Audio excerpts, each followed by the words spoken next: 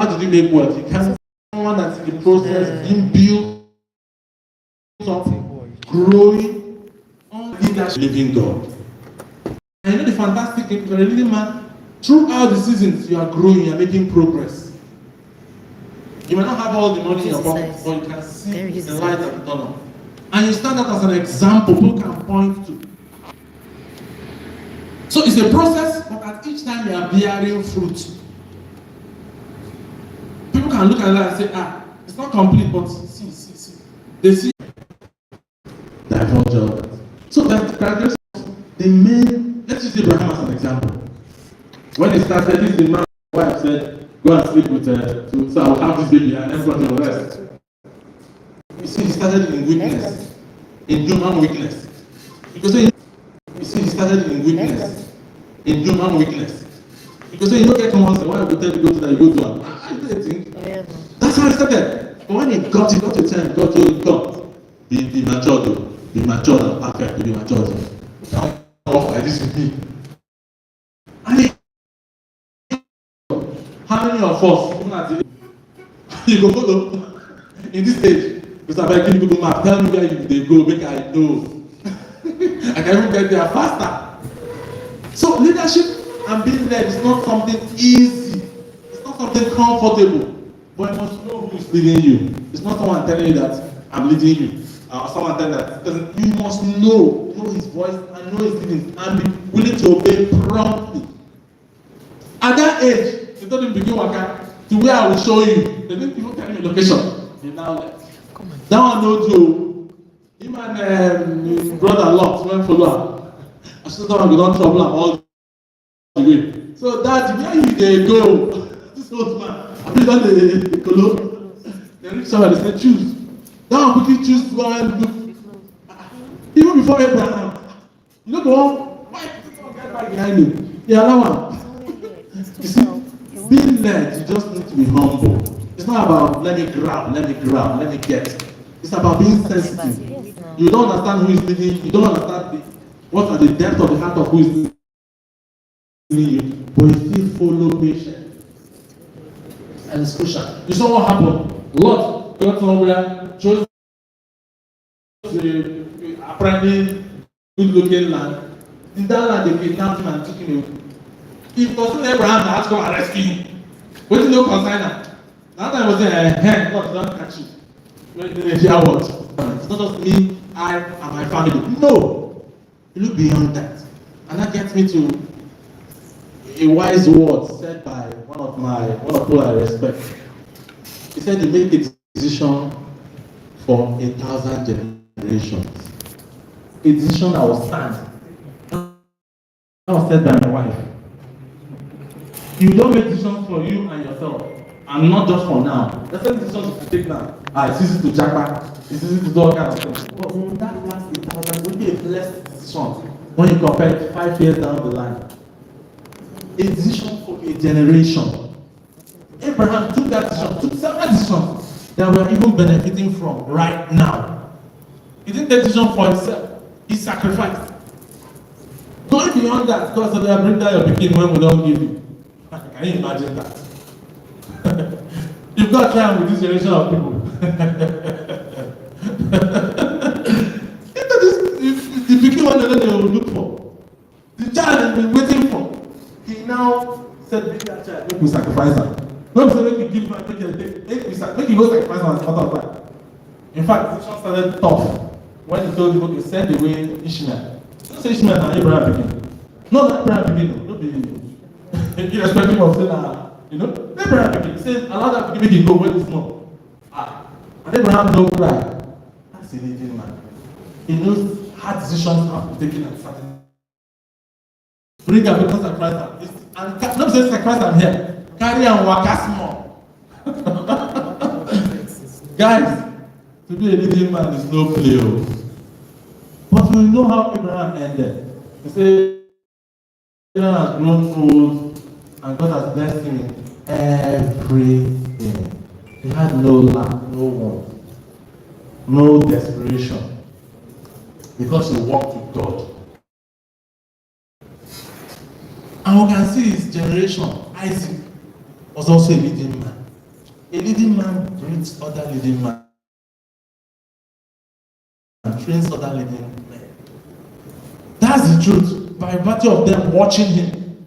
We didn't see where Abraham was. In fact, God said, instead of him, that I know him, he will train his children to walk in my ways. Are we even being led by God now? My wife told him, go and sleep with her. Go.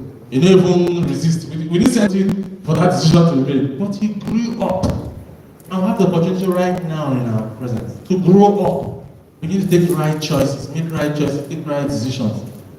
Being consciously led by God.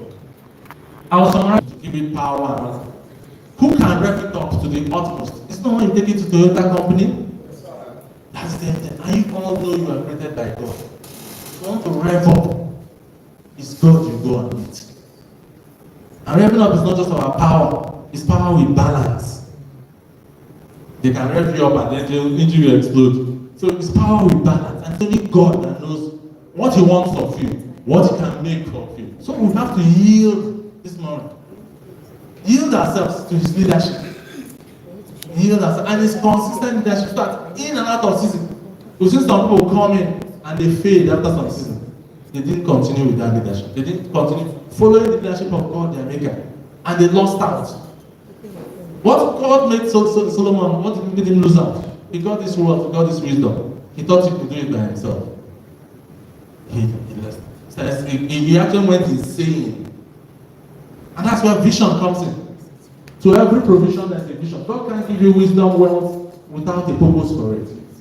And that's why you must follow his leadership. If you only pray to God, what do I do with all this? You won't be having several concubines and all that. Because God exempted him from having war. On account of his father, David, not on his own account, though, the man went into other things. Because life is not lived in a vacuum. We must be running and saying, because the time is not even in our hands, truly. It's not in our hands. So we must run consciously and run with God. But he lost it there. So this morning, I welcome you to the Leading Men's Conference. Let your hearts be open. Submit yourself under the leadership of God. Glean the wisdom you can get and run with it. Have a change of mind. It's not just running and being engrossed in your work. Yes, you stand down, but not doing your work. Can you say Mike Tyson is a leading man? During these days, in fact, doctors were afraid to go and box with him. First round, second round, even promoters were saying, but this is a bad market now. That is how he was focused on his work. But he's a leading man. That's it. So we must put our priorities right. A leading man in all seasons is producing fruit. In all seasons is relevant. In all seasons is working with God, doing what God wants. And that's how to remain on top. His generation after him will know they are blessed naturally.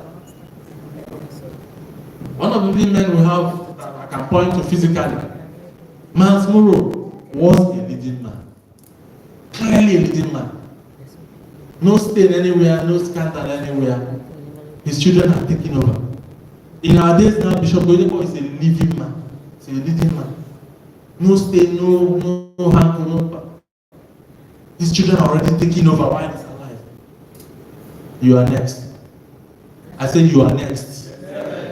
So listen attentively as we'll bring in Philip. I'll bring in. No, not yet. Oh, okay. Okay, thank you very much. Enjoy your time.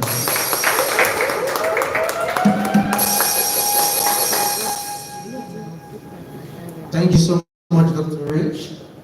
It's a pleasure to have that introductory speech. It tells us that we're here to learn a lot of things, and it's quite important for us to open up our mind to receive these things as they come. Who is the next leading man? I'm very certain I'm going to be leaving here a leading man. So who we have is the next segment we have, and I'll just run down some of the major things that we do in Kmai and who we stand for. Now, Kmai standing for Keepingmarriagealive initiative. Who we have? Our initiative is concerned about family well-being, and we make impact on the society through initiatives such as marriage counseling, couples and family hangouts, seminars and empowerment programs. Abishop. In the sentence, if you're to define what Kmai is, it is an habit shop, a habit shop that caters to the needs in marriages, families, and society. What's the vision? To be the foremost habit organization that provides practical solutions for building strong, healthy marriages and families in Africa and beyond. Our mission. Kmai mission is to create awareness of the role of man and women in building and restructuring the family system with the intent to build a safe environment for all individuals, mothers, fathers, and children to thrive. To provide practical solutions for clients via online or physical counseling, provide resources such as blogs, videos, workshops, and counseling sections. Create a nurturing environment for clients, counselors, and employees. Affiliate and collaborate with communities with like-minded goals. These are the missions of Keeping Marriage Alive initiative. What are our core values? Alive is the acronym ALIVE. A stands for always stand for the truth. Always stand for the truth. L stands for love is service, and it is our watchword. I, intimacy begins with knowledge, therefore, with daily search for knowledge and solutions. V, verifying is the catalyst for growth. This is why we welcome all feedbacks. E, empathy is an everyday attitude in our organization. Now, Men's Conference Mission. This program was initiated to have a goal in mind. And what is that goal? To build up the man to take his role in the family and society. We'll leave you with this video as we look forward to going into the training immediately after the video. Thank you. The audio chat, is it on? Is it on? Please, it's blocked.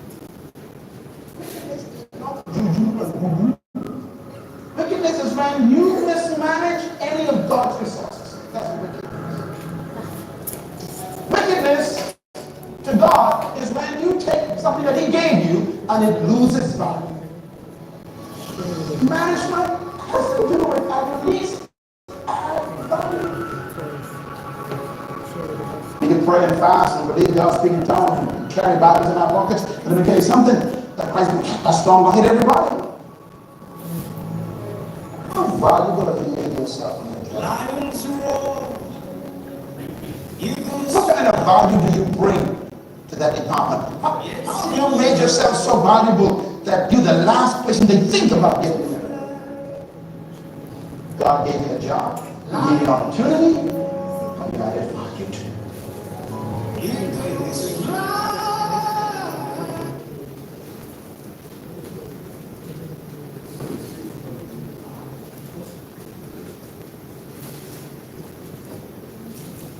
Wickedness is not juju and voodoo.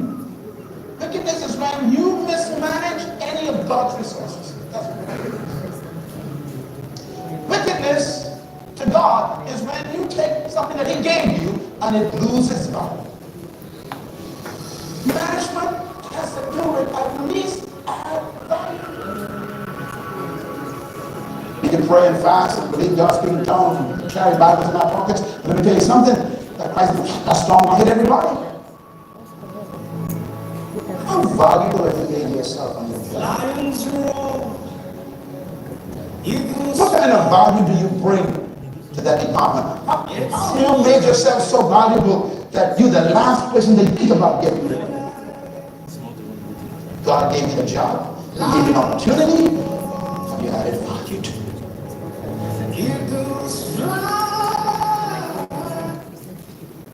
All right. Played it twice for us to capture what is actually saying. And it says, management is about adding.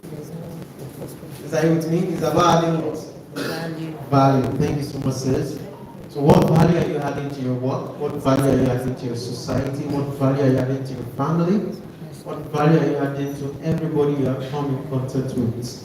That's the question we need to answer before we leave today. It's not perfect, it's not okay if you're just adding value to one area of your life.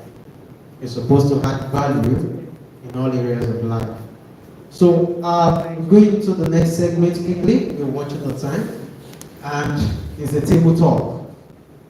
So, as we're seated, we're going to be doing a discussion in about 5 minutes, and a representative is going to give us a conclusion of the table. And what's the question? What does success mean to you?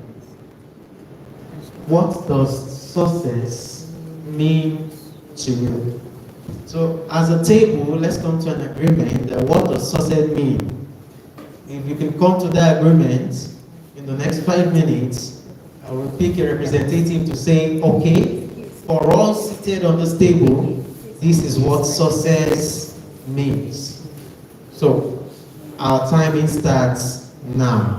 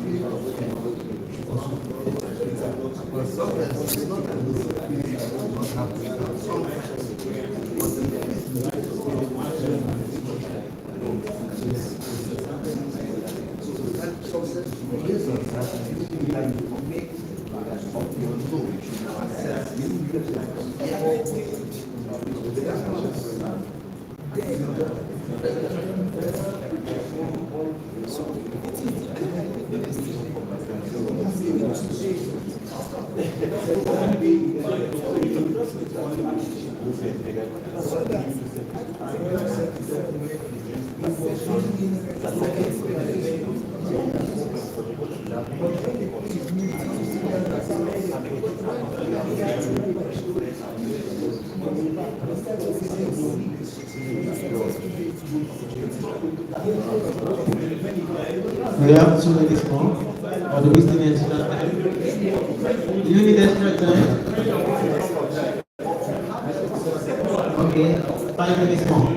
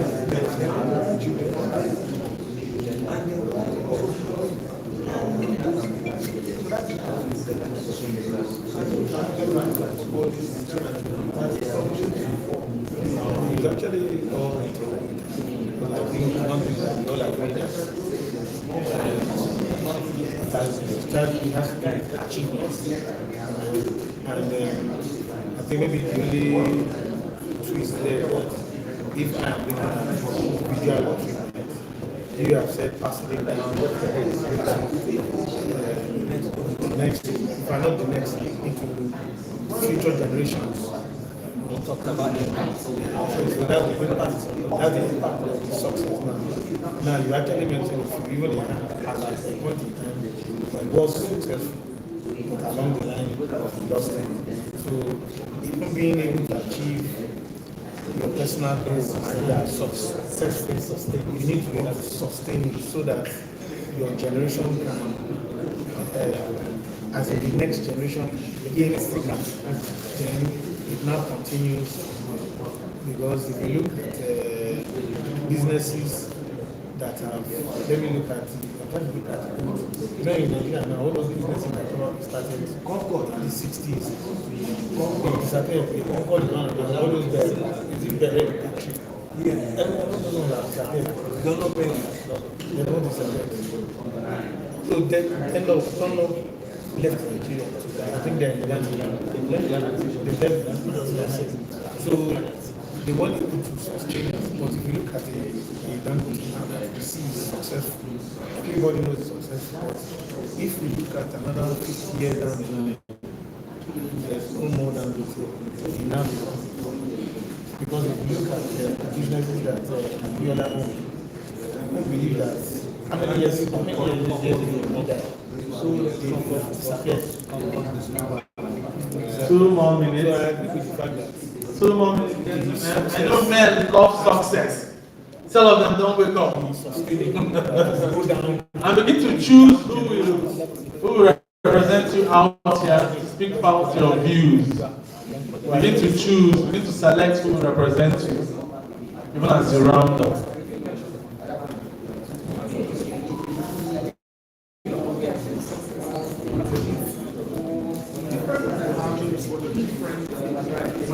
You want to make my point now. But you want to have successful because he is content with whatever it is. And he has to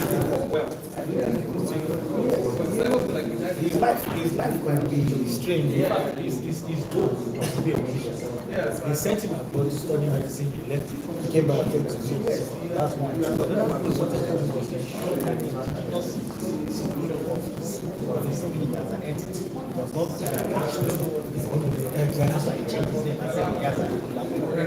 so to some, they were was an argument. Some will argue that no, some will argue that yes. But it's not really the fact now that he is innocent. Now it was like his son.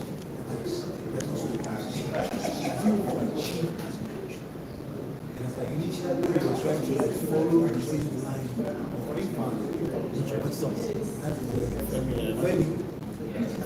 When he was successful, he was nominated it's even the show that is off of his drama. Femi to an extent, let's say, Femi tried that. He has started on his own song. He has started on his own song. I think those guys are good. I honestly feel like you don't have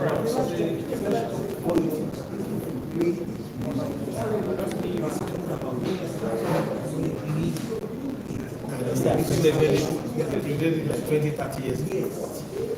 It's like that was beside us 40, 50 years ago. That's about 20 years ago. Not 25 years ago.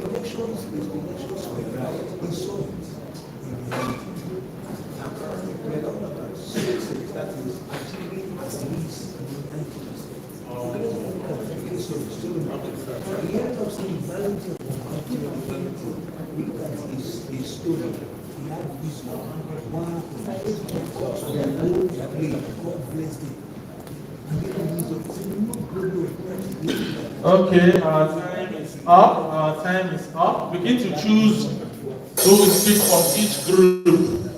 Begin to select who will represent you to share your views.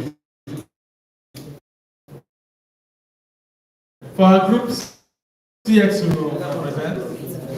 Who will represent in this group?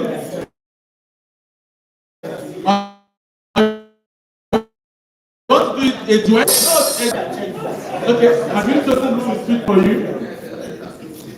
Okay, have you chosen who will speak for you? Okay, let's start from there. Why? It has to start somewhere. I both say why not? Okay.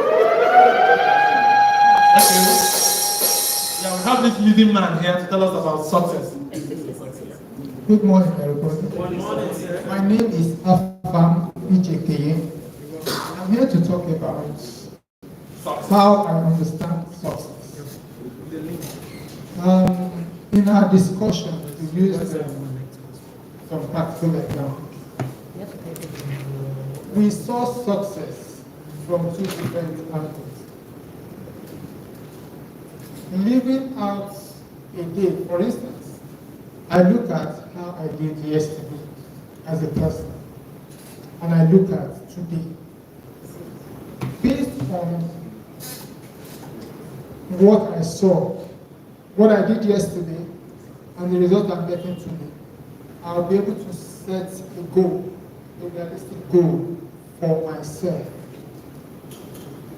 And when I attain it, that becomes success to me.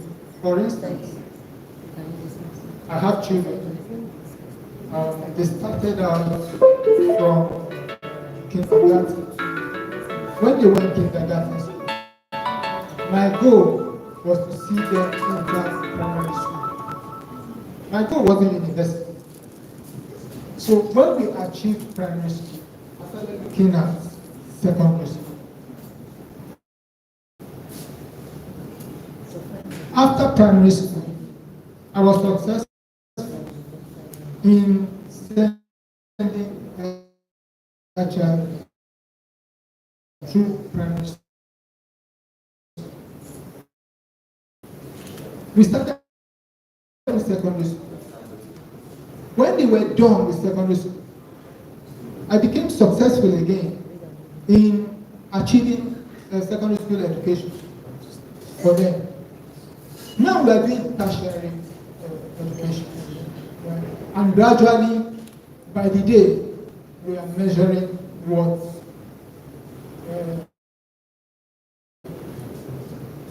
success we've achieved so far. Year 1, year 2, year 3. So success to us is an incremental thing. It's not like I want to move to Banana. I live in Festa. In Festa, I can pay rent. I've not been able to pay the Festa rent effectively. But I have a friend who has already built in Banana.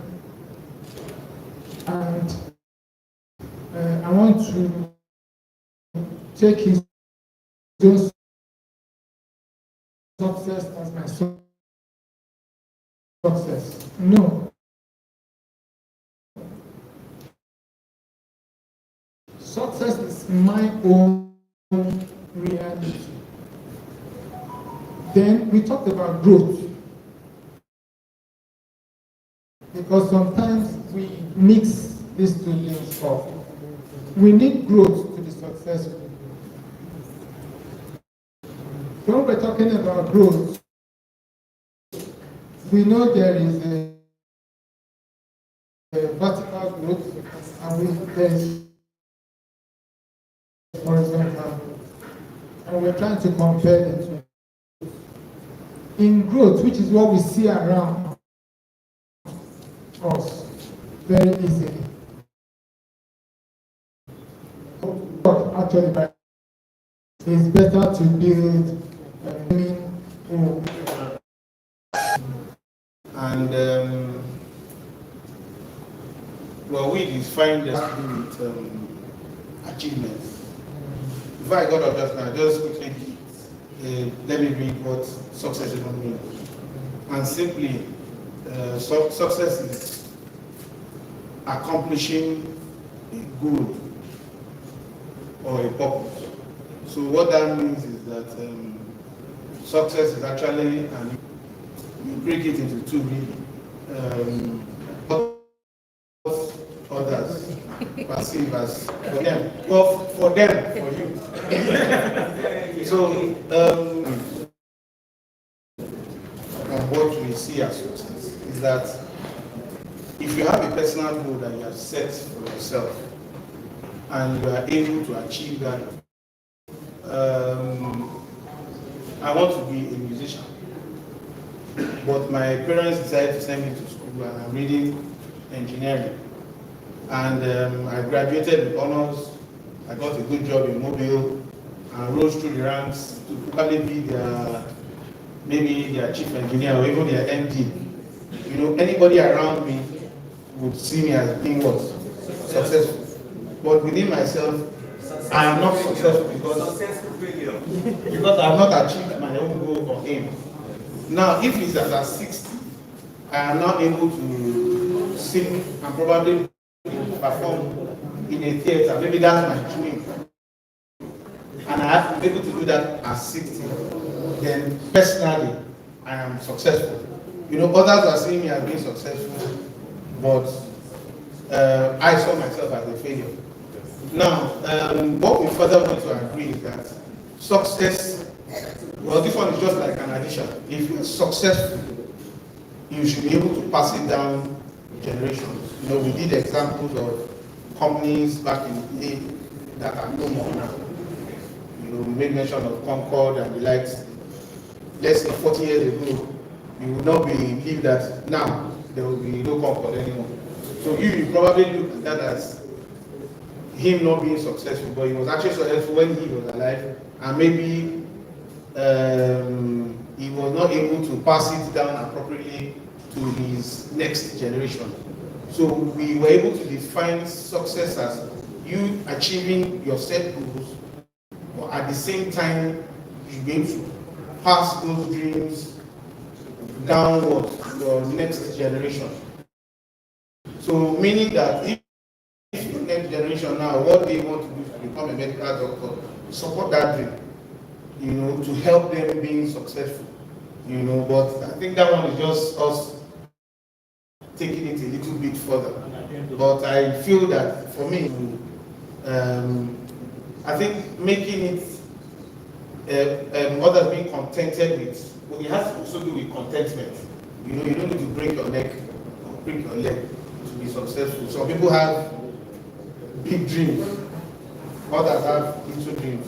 But whichever dream you are able to achieve, you are successful. Thank you. Thank you very much. Please. Thank you very, very, very much. That had all the trappings of what success means.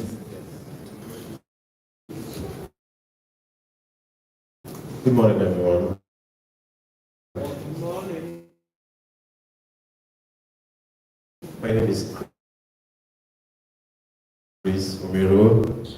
For our angle there, we were able to see success as a working process. We all have goals and aspirations to achieve, but as long as we the purpose and parameters of God, as long as we align with that, with the plans in achieving such goals that we have set, you're already in line with success. And second, the also competing with yourself. It's not like it's like you're setting a benchmark for yourself. It's not like you're a better version of yourself. You're trying to see yourself like every day you keep improving, you want to do better than what you've been doing, to be that better version. So in a nutshell, success is an individual thing. It's like you're competing with yourself. You're setting yourself a bench, and whenever you look back at where you've been, and you've taken the next step forward, it's a measure of yourself that it's not like you're competing with anybody. A very patient one, and I believe that by God's grace, every one of us will attain goals and successful. Thank you. Thank you. That was a good one. Showing us what success means.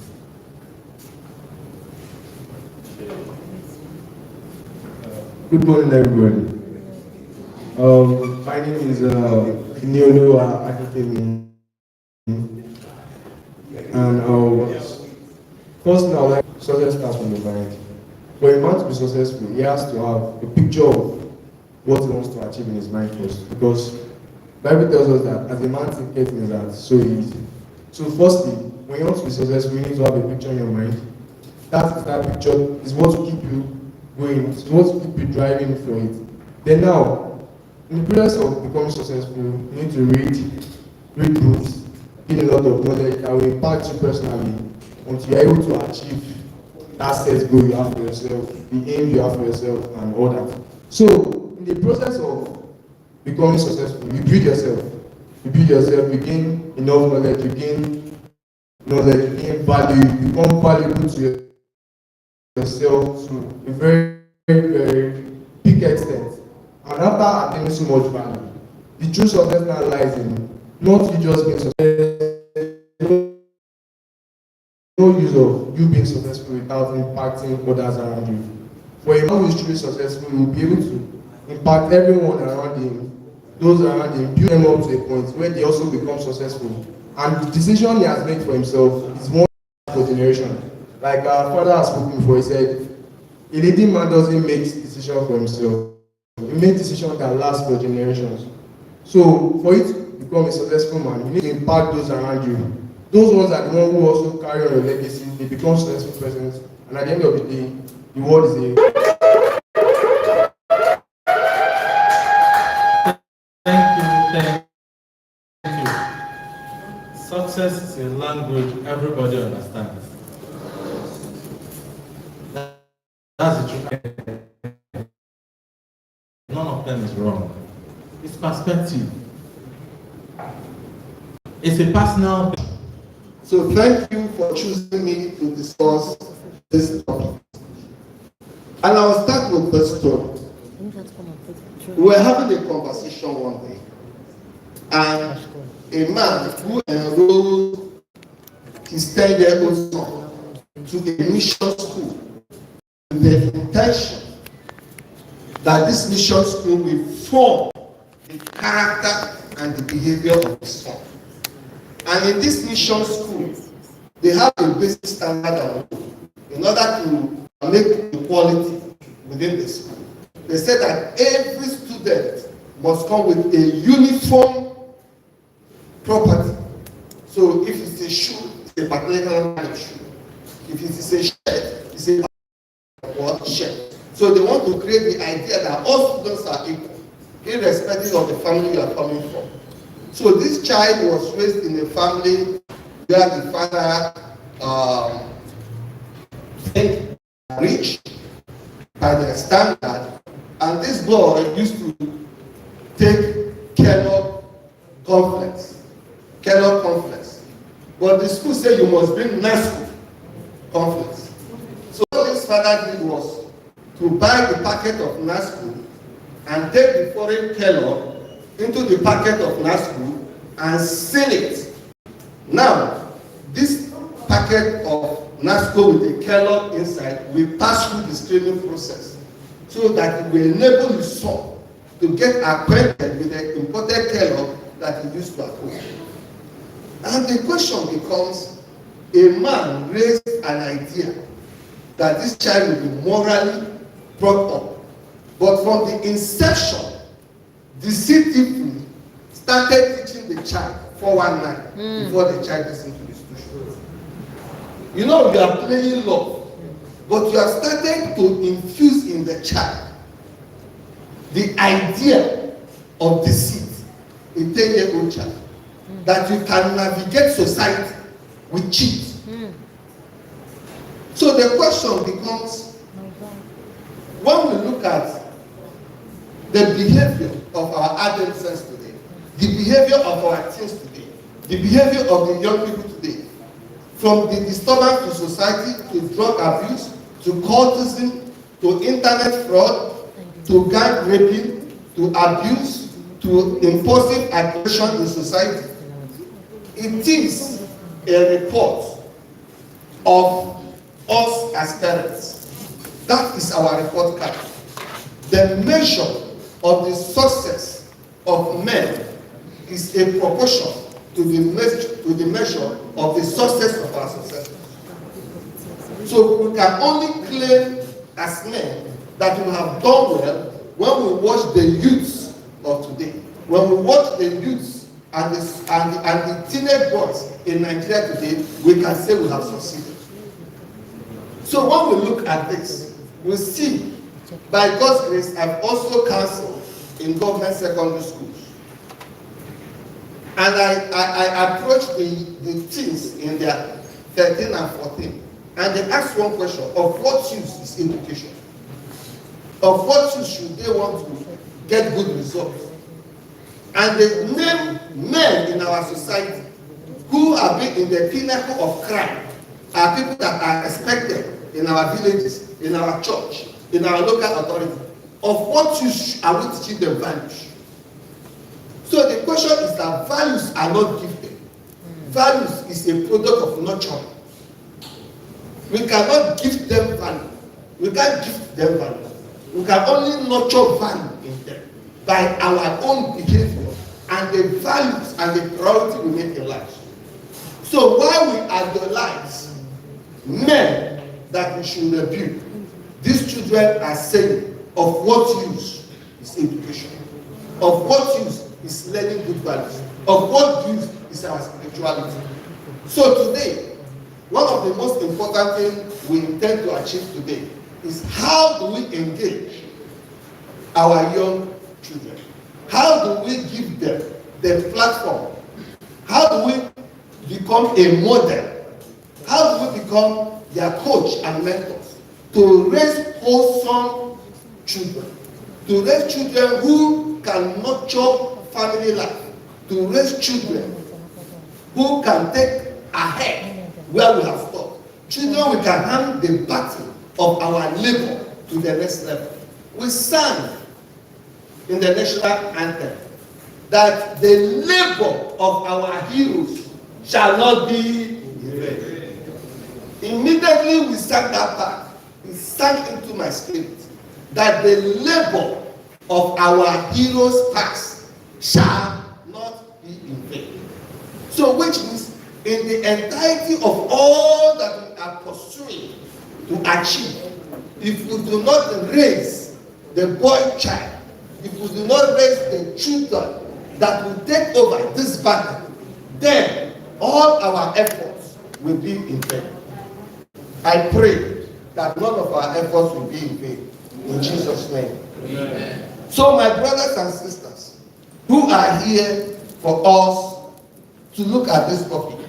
So our focus actually is to look at this boy child we are raising now. The boy child we have now that we are raising, and not the boy child we think we want to raise. Our focus is on the boy child we have now, not the boy child we think we should have. Because when we focus now, we look at the trajectory and the narrative and pay the price and the sacrifice for the tomorrow we are looking forward to.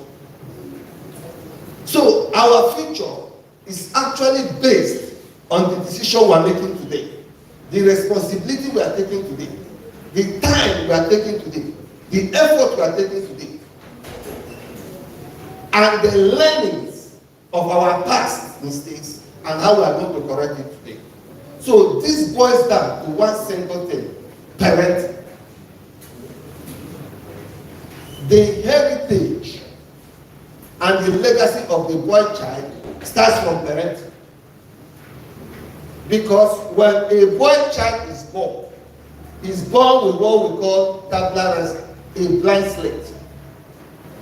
Which means whatever that child becomes is an entire responsibility of the nurturers. It's an entire responsibility of the parents. And to focus on the boy child, we have to understand as fathers and as men, we need to pay attention to the boy child. So this is no longer the term where we told our women they are responsible for the family. They are responsible for raising the children. And I'm telling you honestly, one of the things I found out in counseling teams is that they have fathers who are not available. They have fathers who doesn't listen. They have fathers who doesn't understand their feelings and what they are passing through. They only have fathers who think in caring is in their provision. So there need to be the conscious awareness that for us to raise this boy child to become an adult that will take over leadership of the future, we must concentrate on what we are doing now. So parenting is like tending a garden, whereby the child is the delicate plant and the vices of their life are the stubborn weeds. So sometimes our focus may think we want to correct and raise the boy child, while we should also concentrate on the things that are destroying the boy child. So I will be taking my topic in 3 key places. 1, the seed handler, which is the father, the seed, which is the son, and also the process, how we are going to look at our objectives and goals to ensure that we raise children that we can be proud of, that when we leave them, they will not just do as much as we have done, but they will be better managers, better leaders to progress from where we have stopped. So to raise this boy child, to raise these sons of us, we must address ourselves, the seed handler, this question: who are you? Who are you? If you don't know who you are, and you can't define yourself, and don't know how you show up in the world, what are your beliefs and convictions? What are your faiths? What you are pursuing? If you don't know what you are willing to die for and the legacies you are living for, what are you risking? If you are not wholesome yourself, and you are not flourishing yourself, and you are not well adjusted yourself, you are going to transfer your traumatic experience in the idea of parenting. You are going to raise children who are as traumatized as we are, who are as confused as we are in the name of what? Parenting. So therefore, when we look at where we have arrived and who we are we wholesome? Are we wholesome? Are we balanced? Are we well adjusted? Because if we are not, it is absolutely in our own interest to deal with our own trauma too. We don't need to be a perfect parent to raise a perfect child, because that does not even exist. But we must be a knowledgeable, well-skilled human parent with the necessary competencies that is needed to raise a well-functional and adjusted child. So there's the story of this man who migrated from Mexico, from a society that is notable with drug abuse. He lived in poverty. So with that poverty mentality, he swore to himself that he must change the generation of his future. And indeed, he migrated to the US. With that tenacity, with that self-belief, and that future, he was able to move his life from poverty to extremity. And he had two sons. And he said his children, his boys, will not suffer the suffer he suffered. So he began to provide for them everything that is good, everything that is necessary, mostly things was not available. You know, you can move from one extreme to one extreme. You can be so bitter of one extreme that you pursue to another dangerous extreme. So while he was busy accumulating wealth, he never raised the children. So by the time the first one was 15 and the second one was around 14 plus, these children become living recklessly, squandering money, abusing, causing trouble. In anger, he withdrew their cars. In anger, he withdrew their pocket money. In anger, he made their life miserable. These children, two of them, decided to kill their father. And they killed their father. They killed him. True story. They killed their father because they cannot bear their life of an extreme poverty when they have had it. So, but however, you know, as teens and as adolescents, their friends knew what happened because now they had much more money. So one of the boys decided to tell his parents what happened to this man. And that parent called the police. So after 1 year, they arrested those sons and they threw them in jail. The mother became so full of anxiety, depressed, and died.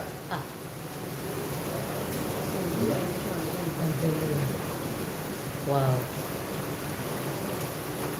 So the question I'm asking you, are you sure you are the kind of parent, father, that can raise this kind of son we are looking forward to? And I ask you this question. If Mark Zuckerberg, Elon Musk, Ronaldo, or Bishop Oyedepo was gifted to you as a baby, or you gave birth to them as a baby, do you have the capacity, ability, intellectual experience to raise them to become global icons? I just want you to ask yourself this question. If these people we know today were icons, because that was for you to evaluate today the son you have today. From the moment it was perfect, what are the things around? Most likely spanking. Most likely spanking. What of if that child is the next Bill Gates? What of if that child is the next Steve Jobs? You better be the next. So that's why today I said we are not raising the son we wish they would be. We are raising the son we have. We are saying simply what the Bible has said. Train a child in the way you go, so that when he is old, he will walk. We are not raising your duplicate. We are raising about your child. If I ask you a question about your child, what are the things you are going to explain? What are the things you have observed? Because you are raising them under a family.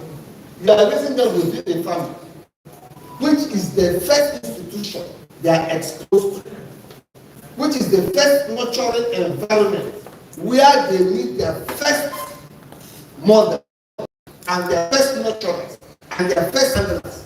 Is the question of what is your family leader and a man, and you don't understand vision. How can you raise visionary children? How can you raise? So it becomes important that you, the father, who is raising this son, who is the head of a family, the head of an institution, must have a family vision. Our vision statement, our family vision, our family mission, and our core values are written and hung in everywhere in our house.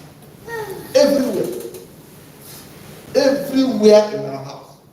Whether it's the kitchen, whether it's the gym, anywhere within the house that is a room, the family vision, mission, and core values is hung there. Why? So that they will see and have an idea of where we are going, why we are going there, and how we know we are on the journey of that place. So the boy child need to understand that you don't live casually. You don't live like anybody else. You are on this earth with a purpose. You are on this earth to bring to fusion the hidden and giving talents in your heart.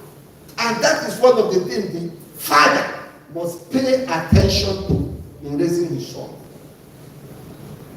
And to be honest with you, my child and my son, who is 13 now, started writing his missions and goals when he was 4 years old.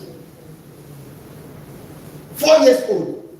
So his vision book, his goal setting book, is 9 years now, and he's 13. That time, you know what his goal was? To go to ShopRite. And I wrote it for him. One of his goals is to go to what? ShopRite. You see, at that age, I didn't need to give him lofty goals. I just wanted to understand the idea that you can intentionally design what you want to do. And we ask, okay, good. What of house? He said, he want to also learn how to preach. Because we do study in the house, and he watch me stand on the pulpit. Are we getting it? And also teach. He wants to do what his father is doing. He said, he wants to preach. After that camping experience of goal setting, we make that dream a reality. What did we simply do? We brought him to the podium, we put a chair, he climbed on top, and we said, Dad, I'm asking the question. Mommy, I'm asking the question. We have pictured that dream in his mind. So these are the simple things that a father in raising the boy child must pay attention. So I want to say things that are important now. What is the template you are using to raise your son? What's the template? It is not a casual, intuitive doing of things. What just come up in your mind to do? Do you have a script? Do you have a structured process? Do you have what to do in his stage of development? At least when he is up to 20 or 21. Can you say what you'll be doing in 3-4 years ahead of his life when he's at that age? Do you know what he will be doing, or the kind of structure, information, and relationship you will be having with you when he's 18? Having in mind the stage of development. So raising the boy child is not about what you feel today you do. You are not going to be only solving problems. You must also be proactive of the environment, the future, and have an idea of the tomorrow requirement that you need to provide today or anticipate to have today. And so, I'm going to share some few things that you must consider within your family.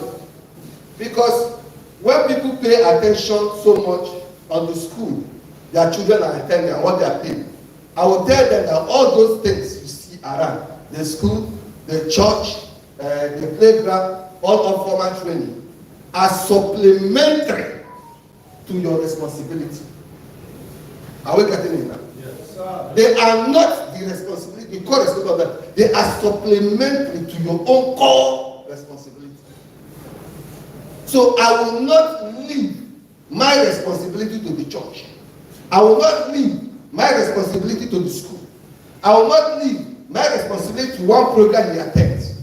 All of them is a consummation to the core responsibility of me producing a well-grown, wholesome boy. Are we getting it now? Hello? I must want us to get that.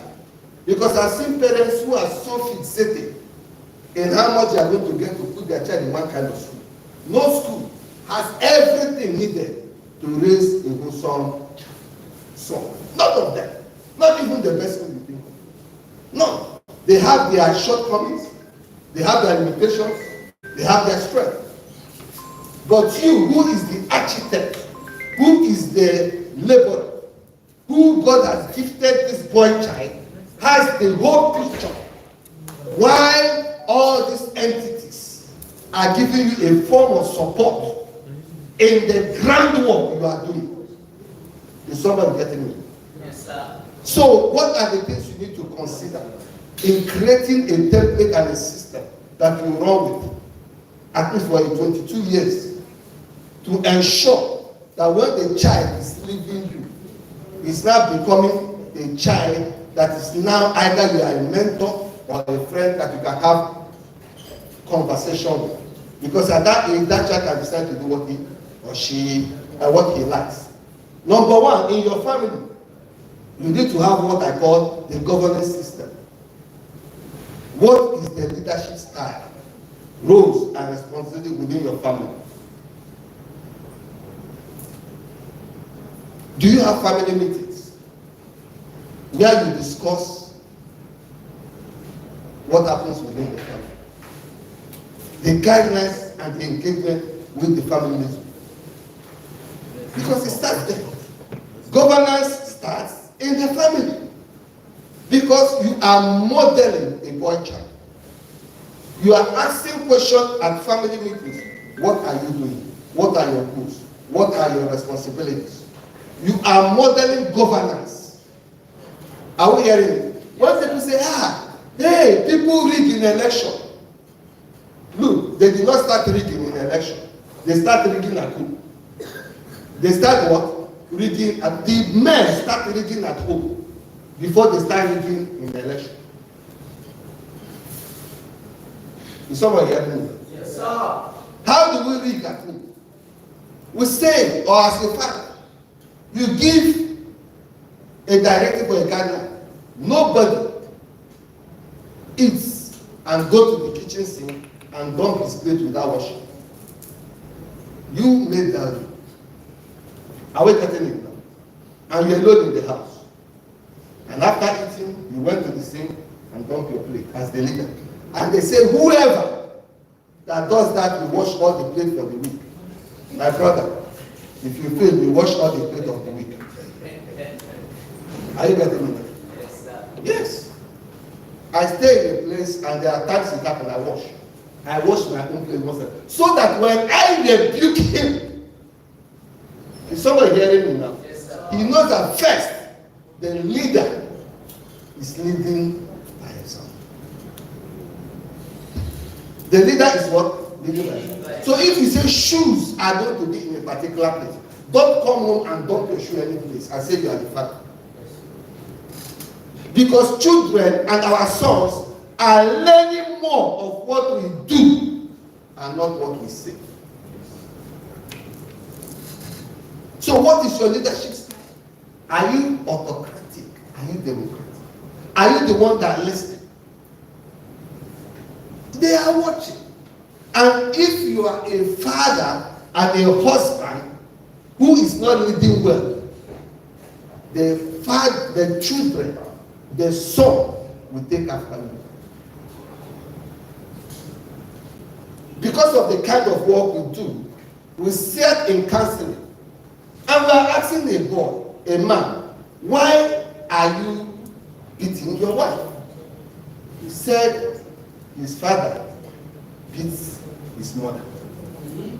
Yes. So he's not doing something that men don't do. He's doing what is normalized. Are we getting it now? Yes. You see, your boy, when he's small, is already learning marriage. Are we getting it now? Eh? It is not that time he's about to marry. Start giving him one-on-one lessons on marriage. No! You have failed already. Marriage, teaching your son marriage, fatherhood, and husband start when he's born. Because he's watching him. When he comes back, you carry him, you kiss him, and perhaps you change his pampers, and you play with him. He's learning how to be a husband and a father. True. Because, like I said in the beginning, every child born has a blank slate, an empty mind. Through his five senses, he's learning, process, sound, information, and value by what he sees through the sensory channels. So you must pay attention to what you do. 2, communication. How are you teaching your son communication? What are the languages you are using? It's also his learning language. And I'll tell you the story. When my son was 5, I was driving with him and he insisted he wanted to stay in the front. And I said, okay, stay in the front. As we are approaching, I saw some group of policemen. And I told him, go down. Almost like on that, the Jeep always had a better space for. So go down very well. So as I was going, I just went to the policeman and I went. And I tell him, come on. The next day, he wanted to stay in the back. I said, go back. Go back. No, stay in the back, stay in the back. He said, no, let me stay in the front. I said, no, I don't want the issues of police. He said, don't worry, I will hide again. Listen to me. He now told me he will do what? Once we see police, he will hide again. And I came to my consciousness to say, I have shown Alice. He is now suggesting to me what we need to do. Because I have told him to do it before. And I said, then. So there is always a time to correct if you are doing wrong now. Yes. Yes. You don't go on in the wrong. Yes. For how long you have done it. Yes. There's a turning point. Yes. No matter how far you are wrong, today is a day to start doing right. We are not perfect fathers. We also have our struggles. We also have our pains. We also have our past that are still haunting us, perhaps. But knowledge has a way of bringing and putting us together in such a way that we can still raise vulnerable and wonderful souls. So the next thing is, what is your economic system as a father? Sorry, your education system. How are you ensuring that your son has a kind of developmental stage learning procedure? What he reads, what he watches. How do you stimulate curiosity in him in conversation? I do one thing with my son. Every 3 months, I take him and say, where do you want to go? And we stay there and we gist. I ask him, what is happening to you? And he asked me a question. I asked him a question of cake. He says, okay, well, he doesn't see anything wrong with it, as long as it's not the one in it. No. You know, there are honest conversations we should start making. Especially now he's in the teen. It's not bad in his own perception. It's not to control them. He can be their friends in his own mind. Are you getting me now? So, my question is not to say and start shouting. It's to make this deep heart connection and conversation. So what of the economy? Are you teaching him what is creation? What are you teaching him about management in the stage of development? What are you teaching him about work ethics? Are you taking him into, if you're a business person, does he come to your work environment and see the kind of things that is done within them, depending on the stage? I started following my father when I was in primary 5 to his shop. He would take me to his shop. Though I would be playing, but I'm also watching how transactions and negotiations are done. Are we getting it? Yeah. So within the family business, do you discuss how wealth is created? Don't say they are not learning. No, they are learning. Teach them the simple basic. I go to the market, to Aboju market, with my son.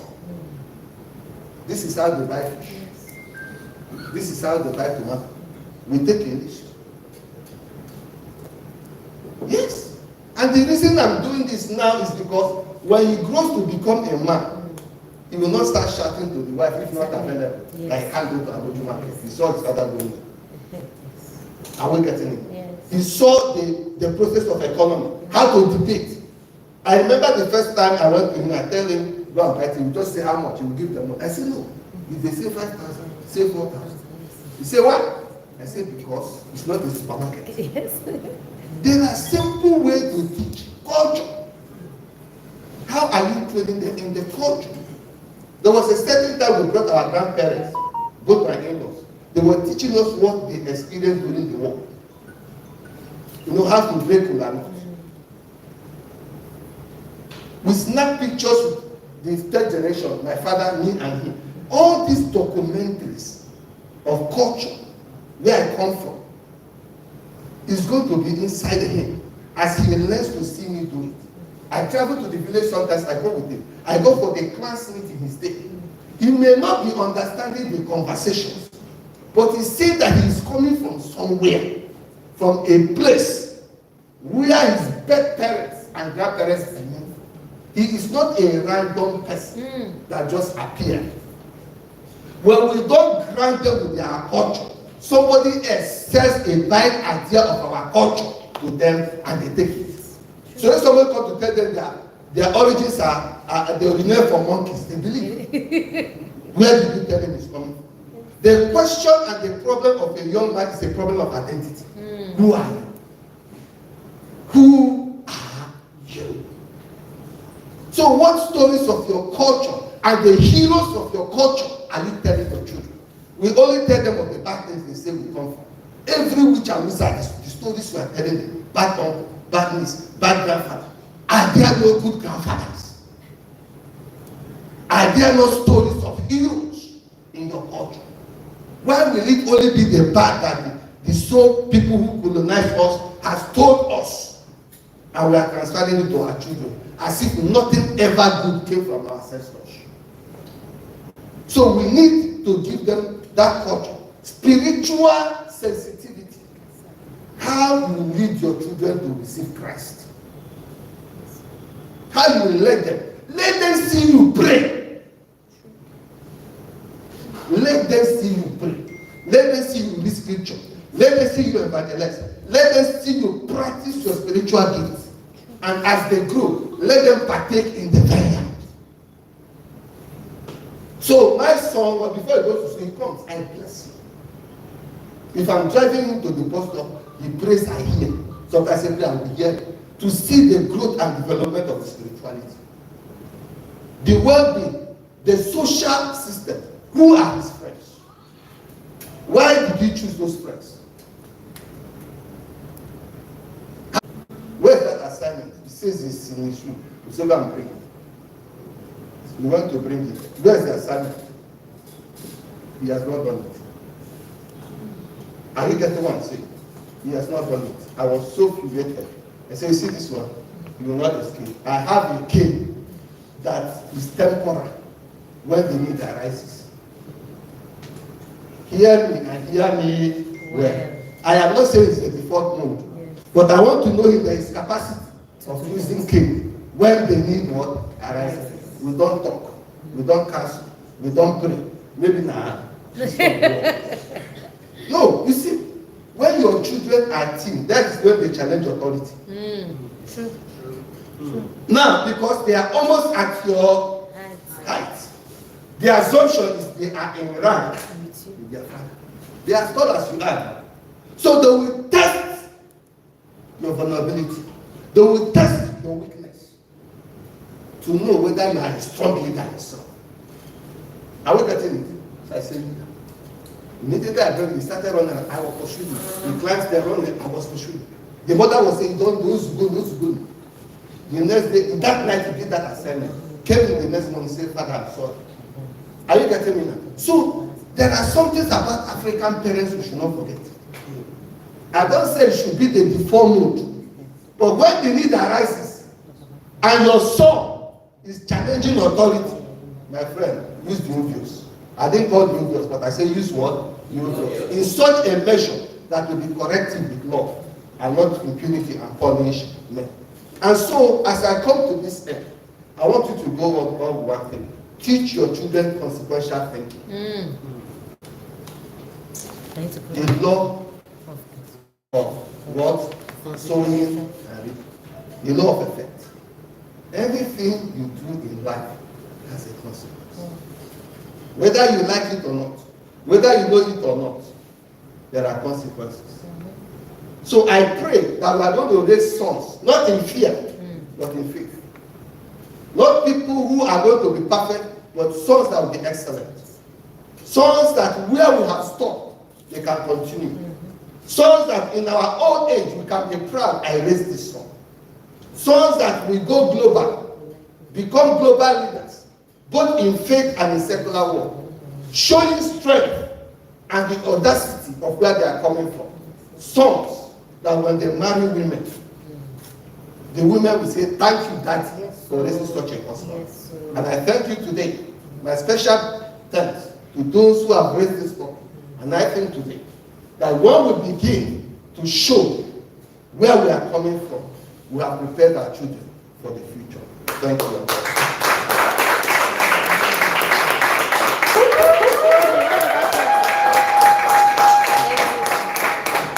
Wow. So much, that's so powerful. Thank you so much, Mr. Theophilus Chinedu. We have been blessed with that wonderful teaching. I would want us to ask questions. What are the things you picked from the topic, and while he was explaining, you feel you still need in-depth answers to some questions? Please, I'll be taking just 3 questions. One, please, you can come forward, sir.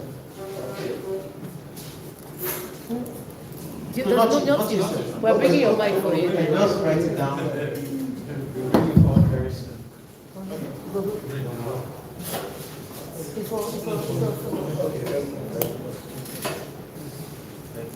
Mr. Theophilus Chin, I will congratulate you for this outstanding presentation and advice as well.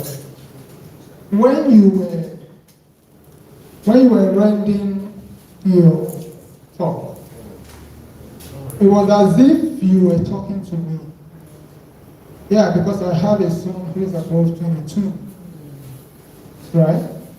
And I have experience. Most of the things you mentioned here have been true. I'm still in it. But there's something I want to say about templates.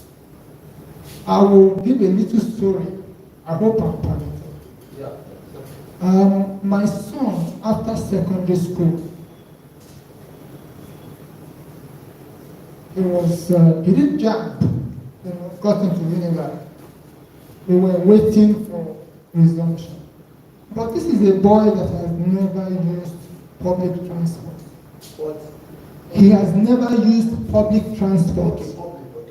He never entered a bus at all, from secondary to end of, from primary to end of secondary. What did I do? First of all, he gave me a lot of challenges, getting to that point. You mentioned about your computer being, I lost about 3 computers. Did you do some of this? No. To him, that's No, I did not. Luckily for me, those computers were insured. Okay. So I had a safety net there. But I did something because it taught me a lesson, just like what you were mentioning. What did I learn from that?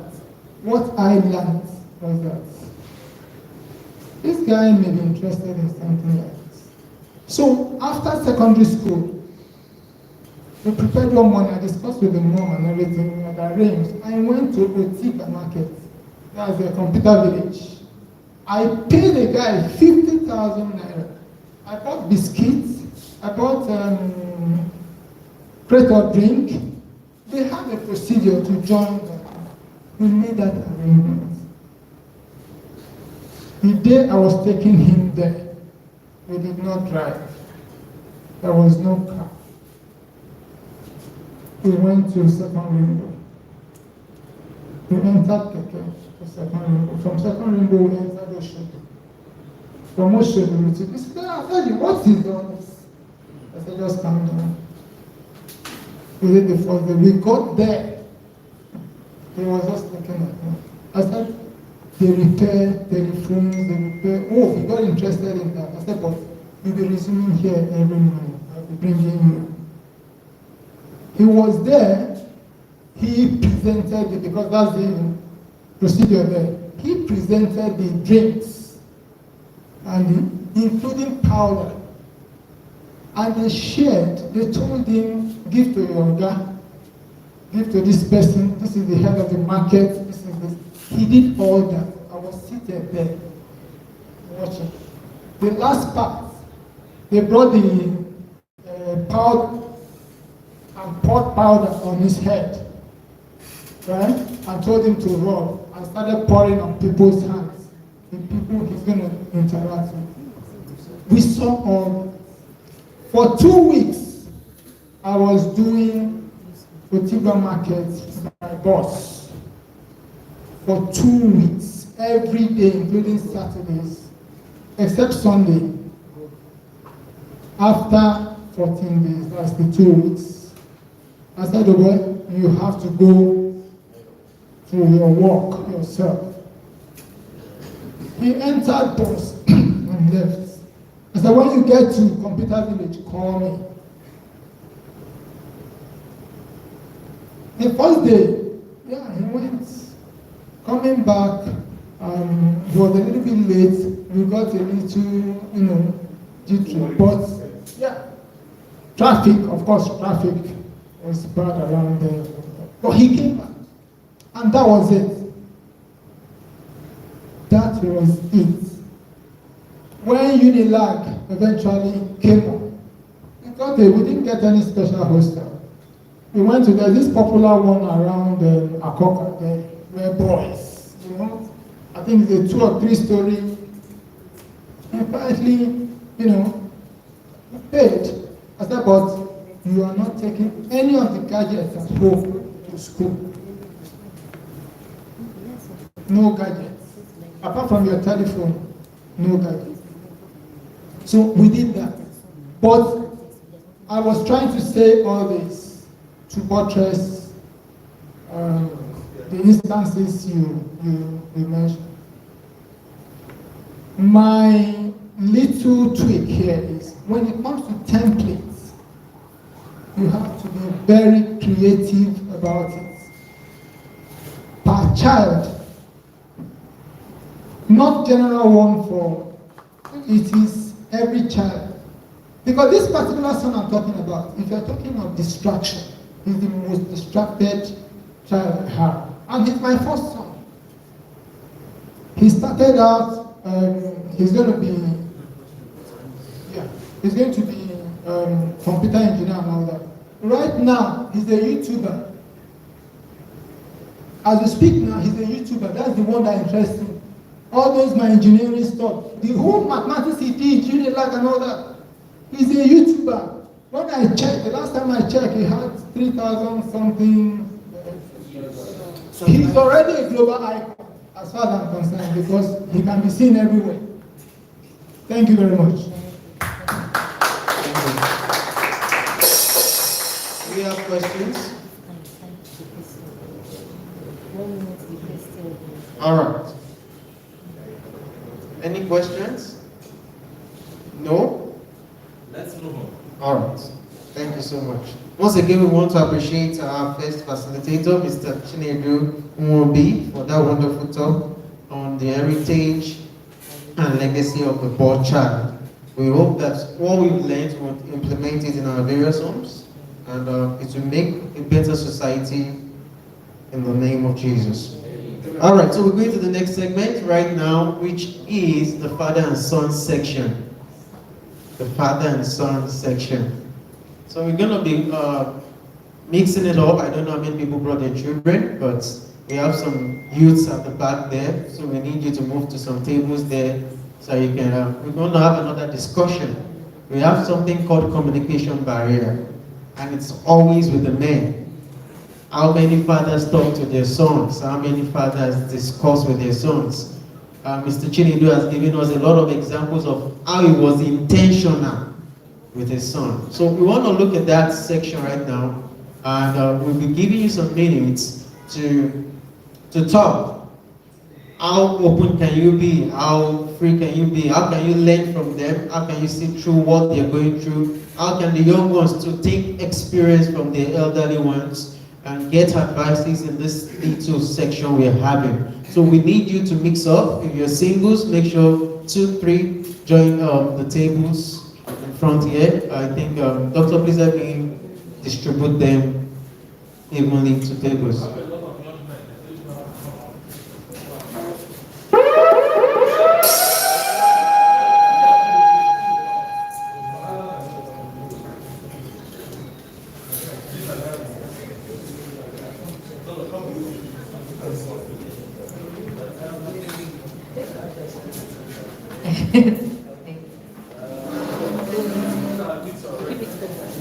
All right, we are still shoveling. Let's shovel. Okay, so this is how it's going to go. The married people there should encourage the young ones to ask one question that you would answer sincerely, with all sincerity to them, and you can do that vice versa. So let them learn from you, then you ask them a question that they will be very open to talk to you about. It's a learn and rub off section. So please, it has to be an open section. It has to be a heart-to-heart section. Please encourage them. They might be shy, and please encourage everybody to participate. Thank you. Your time starts now.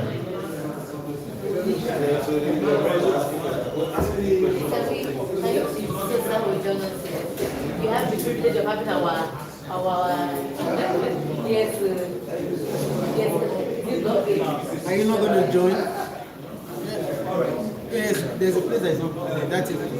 so explain freestyle questions and answers to the young class. So the next one not the same.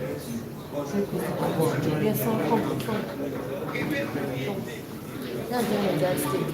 Freestyle questions, please. That's the You're not restricted, just ask questions. Ask questions, you'll get answers. Business, career, academics.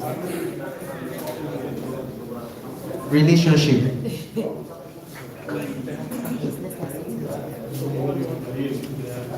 Before you go. So don't for 30 minutes. Just for confidence. Then you just That's it, where you're done.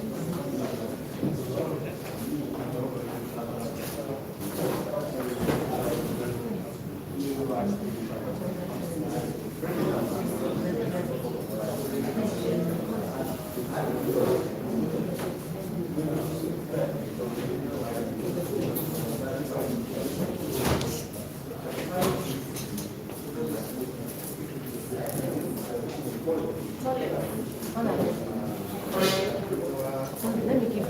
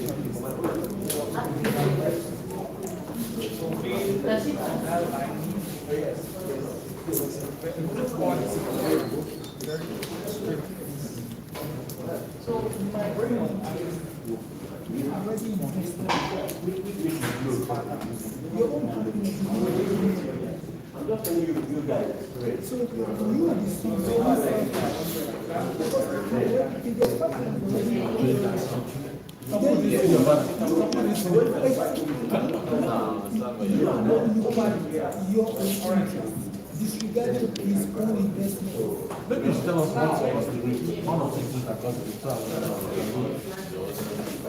Or what made the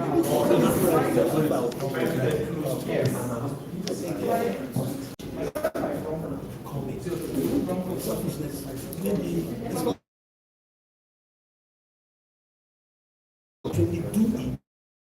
Some people arrive, he has to be selfish. You understand? So that he will achieve that goal. You see that goal. That goal is actually not for you. You actually live for you. You see it as a song. But yes, what you say is important. Some of these things, they work. For me, I've even learned one key thing here. My kids are still small, 10 years, So, right now, you understand what he has said now is proper. And I look at some years it's an investment.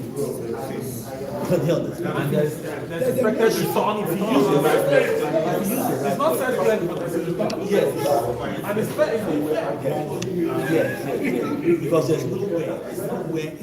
Now, that you wait this investment, don't want to get it out, and there's nowhere anymore.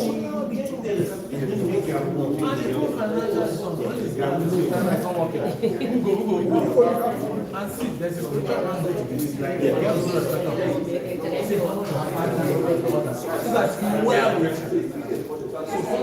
10 minutes more.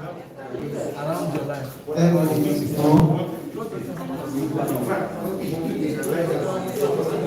The question and answer question. Especially for we have questions on how to devices. I'm also a youth. I would love to answer. So I don't know if let's give them a opportunity.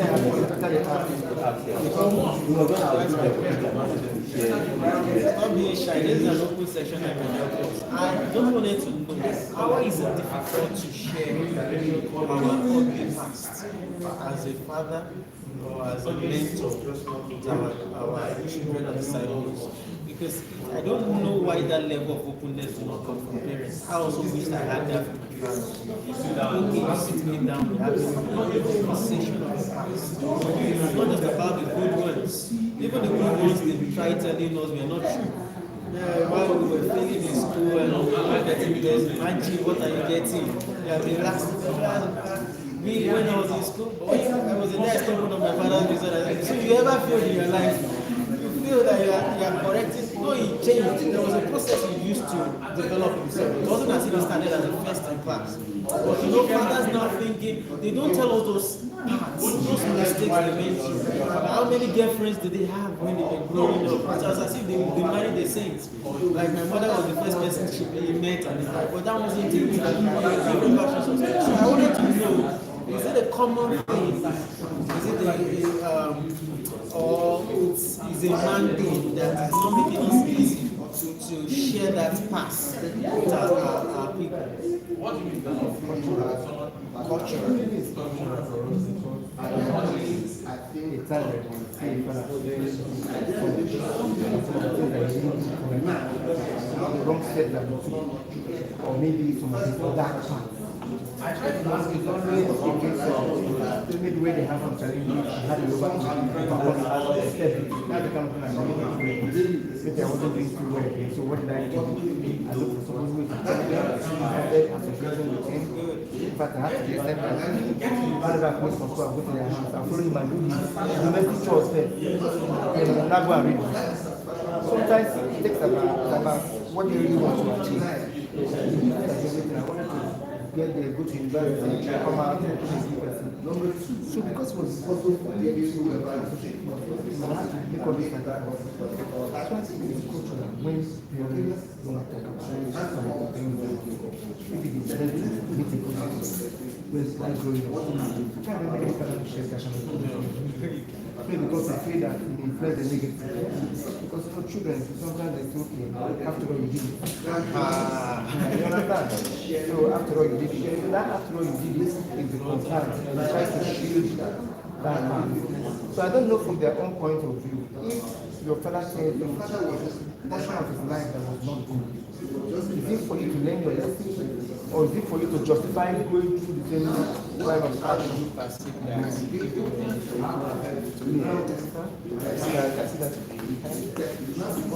reason why we know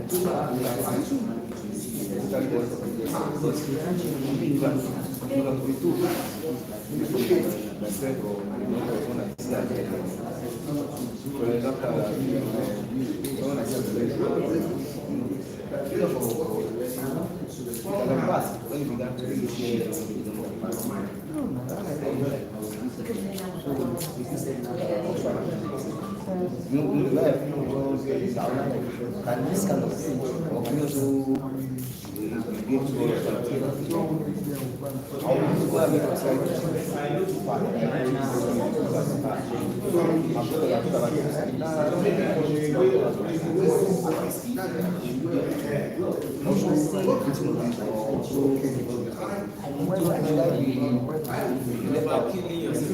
giving me kind of courage. Why I show so so that's why I feel that I always keep it with there's no many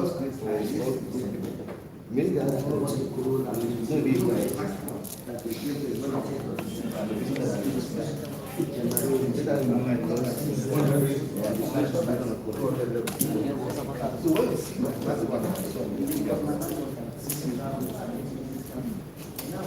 I don't get it. So what I wanted to do, my father decided to come and that.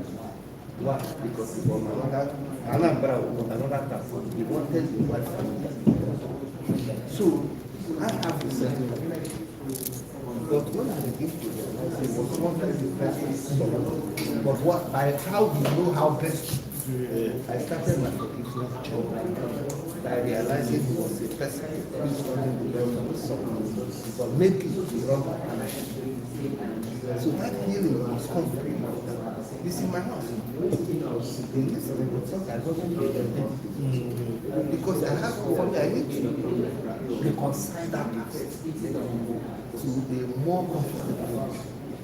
So that is just how I said that. We some of us have so many things. But what awareness does for us now to change the awareness. Lastly, if you need a coach, a counselor to help you through trauma, or through, if you think you are traumatized, or through coaching, or through counseling, or help, like I said, get the help. Thank you. I also want to sorry for that. I also want to say how best you can yes, we have all talked about living with marriage to parents. My father is only in and my son is doing well and doing that. Elder brother, I had to take first, second position. My older sisters were doing that. I was always taking leading decisions. 15, I was saying at so if you come making a request, it grants them. When I come making a request, it does not grant. So I withdraw. Every assignment that is even meant to be done by my junior qualification, I must do it. But to make me develop this thick skin, one, and because you call me Oliver, I look at it and go, okay, you call me Oliver, but I know that I will learn more than me. I began to develop myself. You know, I began to meet people who listen to me. It was a little difficult for me to build up my confidence, for me to really something happens, my little sister comes and starts telling me that hit me, bang, bang, bang, bang, bang. And I have to tell him one day, is it no better you kill me? He looked at me, kill me now. So I had to ask, have you heard my own version of the story? That every time someone will carry a musical and you don't tell me, why don't you tell me? I was with my father and handsome. And when I was ready, he scolded at me. So you don't do this. All I saw was that he said, there are times the man and you have a different type of father. We have the butterfly type of father. We have the very strong. Do as I say. Maybe that's the kind of father he wants to come back and say my father's school, they never very simple. leaves the house 6:30, comes back around 8 o'clock. So when he comes back, he's busy, he's tired, he doesn't want to go to school, and he wakes up in the middle of the night, reading his book, reading his Bible. We have 3 more minutes. Let's begin to wrap up.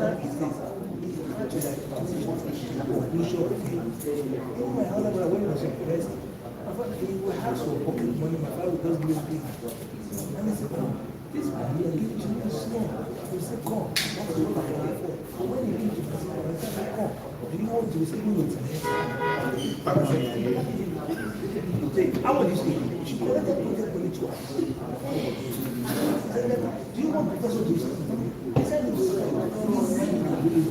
So what we are saying, by the time we try to understand ourselves, understand the relationship, how to give a relationship.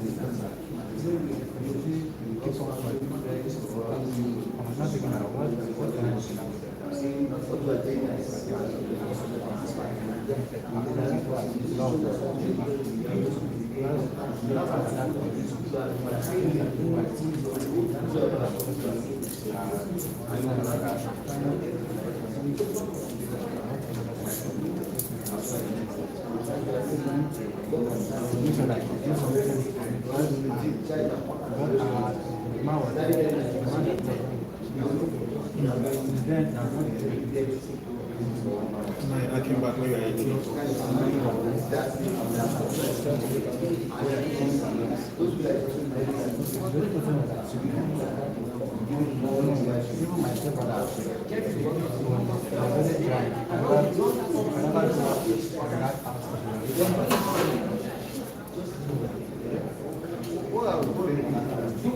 Like I said, in terms of we are all human beings. All right, time off. Time off. For my own, I will ask him to go for therapy. Let's round up. Let's round up. Even the position therapy.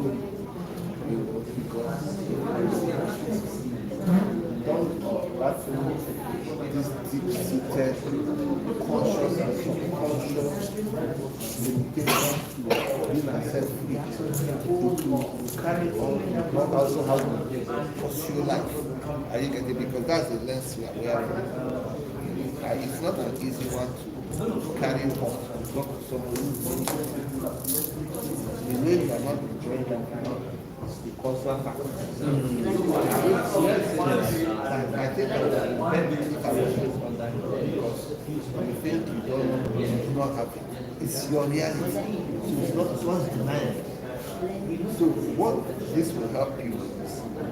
A counselor and a coach will help you first of all to know that your future ahead is much more than your past. You know, getting that clarity.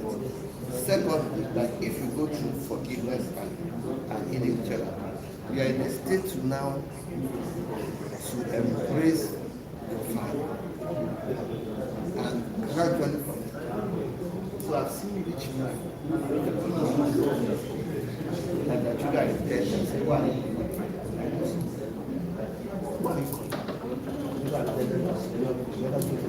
You're only making videos. And the father was like, I won't give you this. I said, who cares? You know, when your father is doing this, it's kind of like she comes from this one. And they're telling you, I know you leave us for 1 hour, we can continue talking. Please, we need to round up. We're on the time, we're on the clock. We need to round up for the next section. We have exceeded the clock, okay?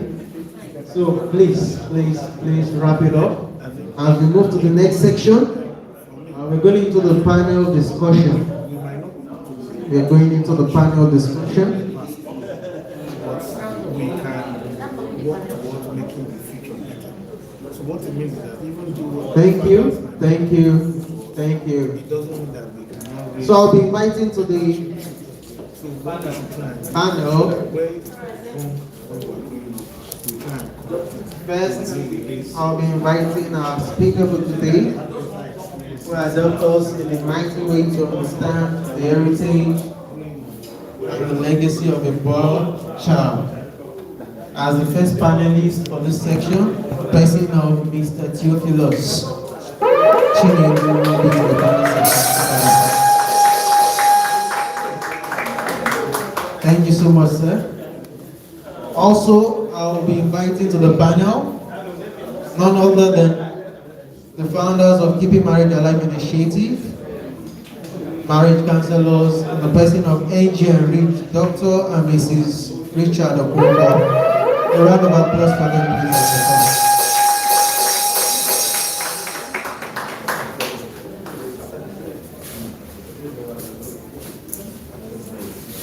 You're welcome.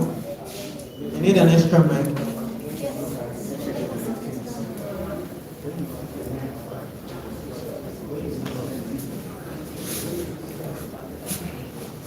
I hope the discussion has stopped. We're still discussing. You see, men really need to talk, but the talk continues after this. There will be enough time to continue talking after this. I believe the last section was a wonderful section to open the minds of a lot of people, but we need to use this section also to deal with some vital things in marriage. We cannot but touch the marriage, even though it's a men's conference. We're going back home to touch the family.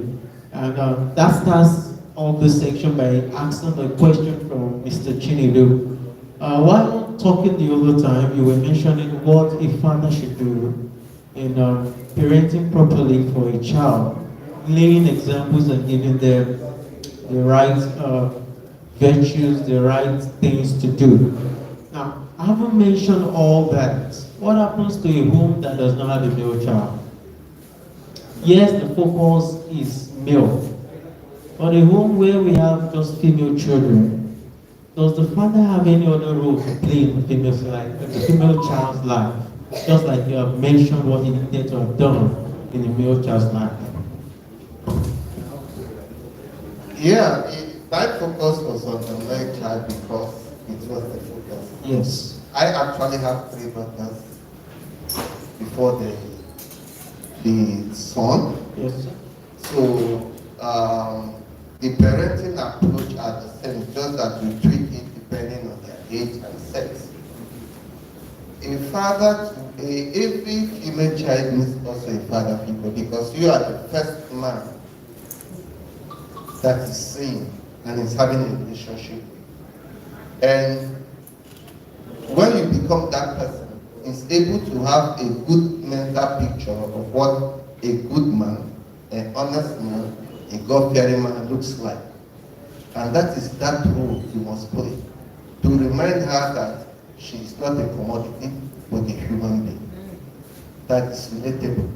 So when you a father who models that kind of man, it gives him that kind of confidence and self-esteem that no man should take her for granted just because she's a female or a male. Her father has loved her. Her father has treated her well. Her father has become her confidant. And her father has shown her how good men are. And that becomes something in her mind she will run with. In conclusion, I have taken my daughters to my business. The last one was our third daughter. As I go through our secret development and Alaba, she takes me. When I'm doing some conversations and some meetings, she's there taking me. And we have entered Keepingmarriagealive, and her phone has lost in Keepingmarriagealive while we are doing this. So we were comforted one day that I saw a familiar guy, a familiar friend. I said, "This is my daughter, we are going to Alaba together." He said he has never seen a man taking a daughter to the business team. This is the first time hearing so. That's what they do to boys. Are we getting it? So what I said about my son, in the same pattern too, I do it with my female daughters. Thank you so much, sir. Let me run that question also by NG and Rich. What would you say is the role of the language co-parenting? What does it do in the family? What do you see about that concept? Sorry, before Dr. answer, maybe you answer that, but before we do that, I want to say something concerning what he said. Okay. Because most people don't, when we say that, we say from our, I love what you do, sir, but I follow Tony and Lumen too. And he takes his daughters to work. Actually, his daughter is shadowing him right now, his first daughter. We have, Mike Adenuga, his daughter. You know, we have that. So we have people who are intentional about putting both their sons and daughters on their platform. You see, when you do that, if we're going to build the new Nigeria or the new thing that we expect, men and women should be part of that conversation. And I want to add to that, before we answer your question, is that I don't know where the concept that sons and daughters are not trained to survive. Because that's what we are training them, to survive wherever they find themselves. So when we were growing up, if you go to church, let me use, in the olden days, farming was the way forward. The fathers did not go to farm alone, they went with their wives and their children. They didn't put the girls at home. They went to the farm because that was the survival setting of that generation. But here we've separated them. So we have some daughters who think that they need to marry a rich man to become. Then we have some men who think, their boys who think that if I'm not the alpha and omega, my wife will have a problem. So we have men dying before time because of the ideology we are giving them, struggling to be the man that has a helpmate who can support them. So sir, I want to say thank you for that, because till we begin for our daughters and our sons to see the value of life, that they are created for survival, we've really missed the conversation. So thank you. Because I watched that your video where your third daughter went with you. And she was like, you know, you have a home, what do you call that thing again? Home, they sell buildings, home, what do you call it? Serenity Court. So I watched how he took them and they were wearing their helmets, going around the building, having conversations with his wife, his daughters and the son. Thank you, sir. That's legacy. So Mimi, can you repeat the question again? The role of co-parenting at home. It's very important. God created us male and female, and that's how a baby comes. So it's the responsibility of both people. And you see, if people look at it literally, the exposure of my wife is different from my own exposure. If you combine both and impart to that child, imagine how that child will be. That child will be a dynamic. You know, so it's important everybody plays their part. The key thing is availability. You must know, you must walk around how available, you must make ourselves available. But there are certain issues, our careers can create a problem. If you marry the pilot, how is the pilot going to go training that child? You know, so we work to complement each other. The one that's more available should do more of the work, but the other one must be available to impact. You add value, you're an example. You know, children don't just learn what you tell them, do A, do B. They see how you do that. And that's why God said, train up a child, not teach a child. Train up, that means like, training the person, showing the person, being a coach. I know coaching is not easy. It's not a one-day thing. And I like that you take them to where you work. So they see, not just you talking, they see how you do the work at work. And they now understand money does not jump.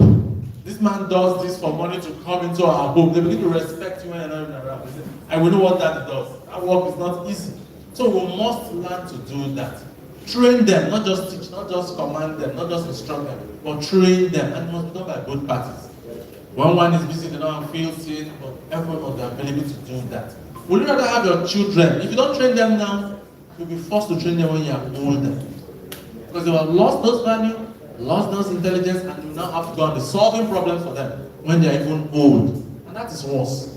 So we better choose to do it the right way. I agree. And I just want to add to what my husband has said, is that co-parenting requires vision for each of our children. And when you touched that, I was so happy. Because it's unfortunate in our generation that we do not agree on even the kind of parenting of our children we want to work with our children. So some people come to us and say, I love how excellent your parents academically, how respectful they are. I think our youngest son is here, K2, that's our youngest child. And they ask you, how did you do it? It's because we agree on what we think our home should look like and what we want to produce. Okay, now in line with that, I just want, can someone give our son the mic for 1 second? So we have the vision, the mission statement in our house. So can you please recite the mission statement in our house? And why am I saying that? We should all have the mission statement. Creating an atmosphere where kingdom citizens are nurtured and sends persons to the world to excel. Creating an atmosphere. So he's aware that there are certain things in our home that are non-negotiable. So his siblings in school understand that we are creating an atmosphere where what? Kingdom citizens are nurtured. So in co-parenting, the first thing I've learned is let there be a vision. So permit me to say this, and I'm saying to our men, and permit me to say this seriously. The devil is not interested in you per se, he's interested that the next generation doesn't get it right.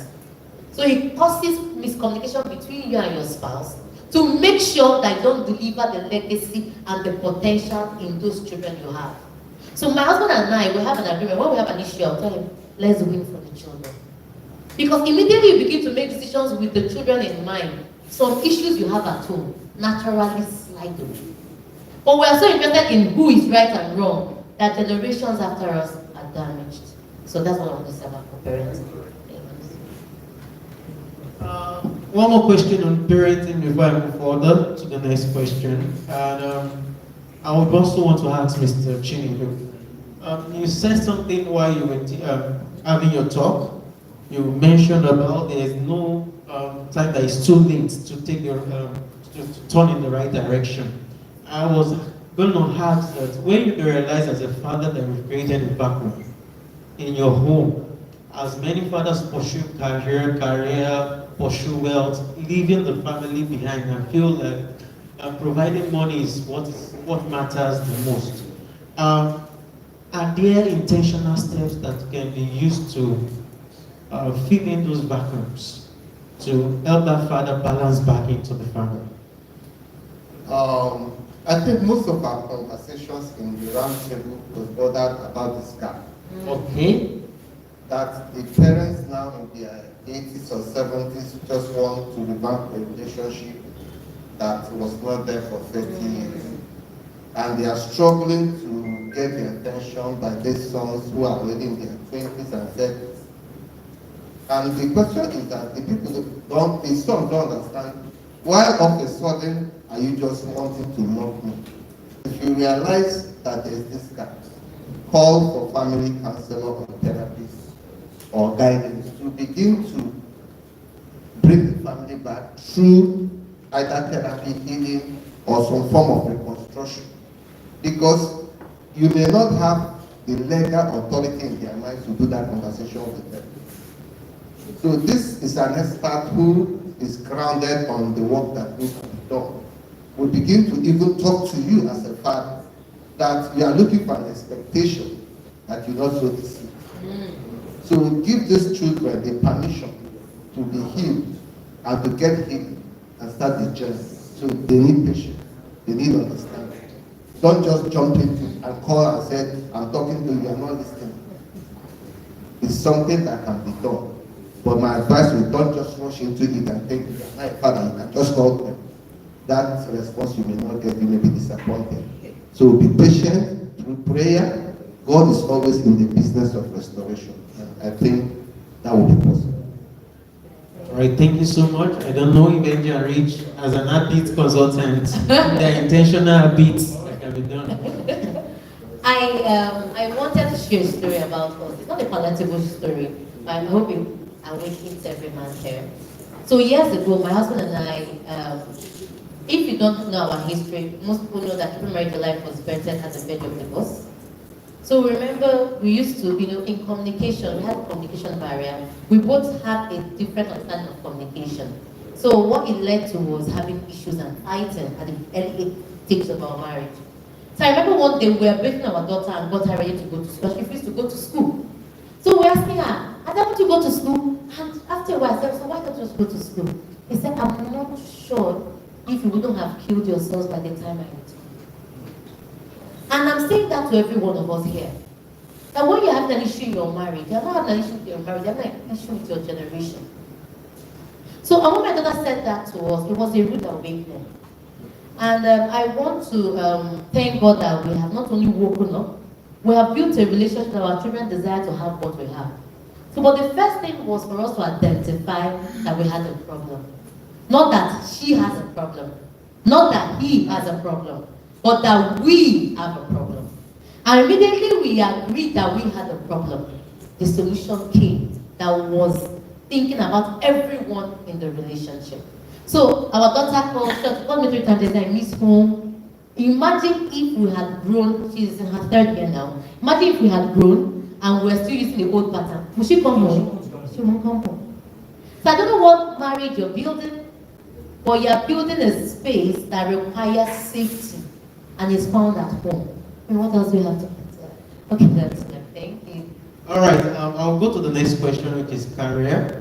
And I still want NG and Rich to start with the question. When you have a family, it's 2-in-1 questions, so you can answer it once. And you have businesses that you run, but I tell you there's no one flow. A man should have multiple flow stream of income, sorry. And so when you have such as that, should the family have a joint account? There's one. Then number 2, in a situation where probably one earns more than the other, and let's say for a shift, just in case a woman earns more than the man, who should take more of the bills? Because it's the bills that actually comes always, and though the man is earning less, should he be the one to still pay?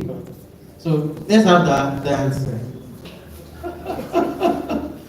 You see, money answers all things, so money is very important. You can't stay here and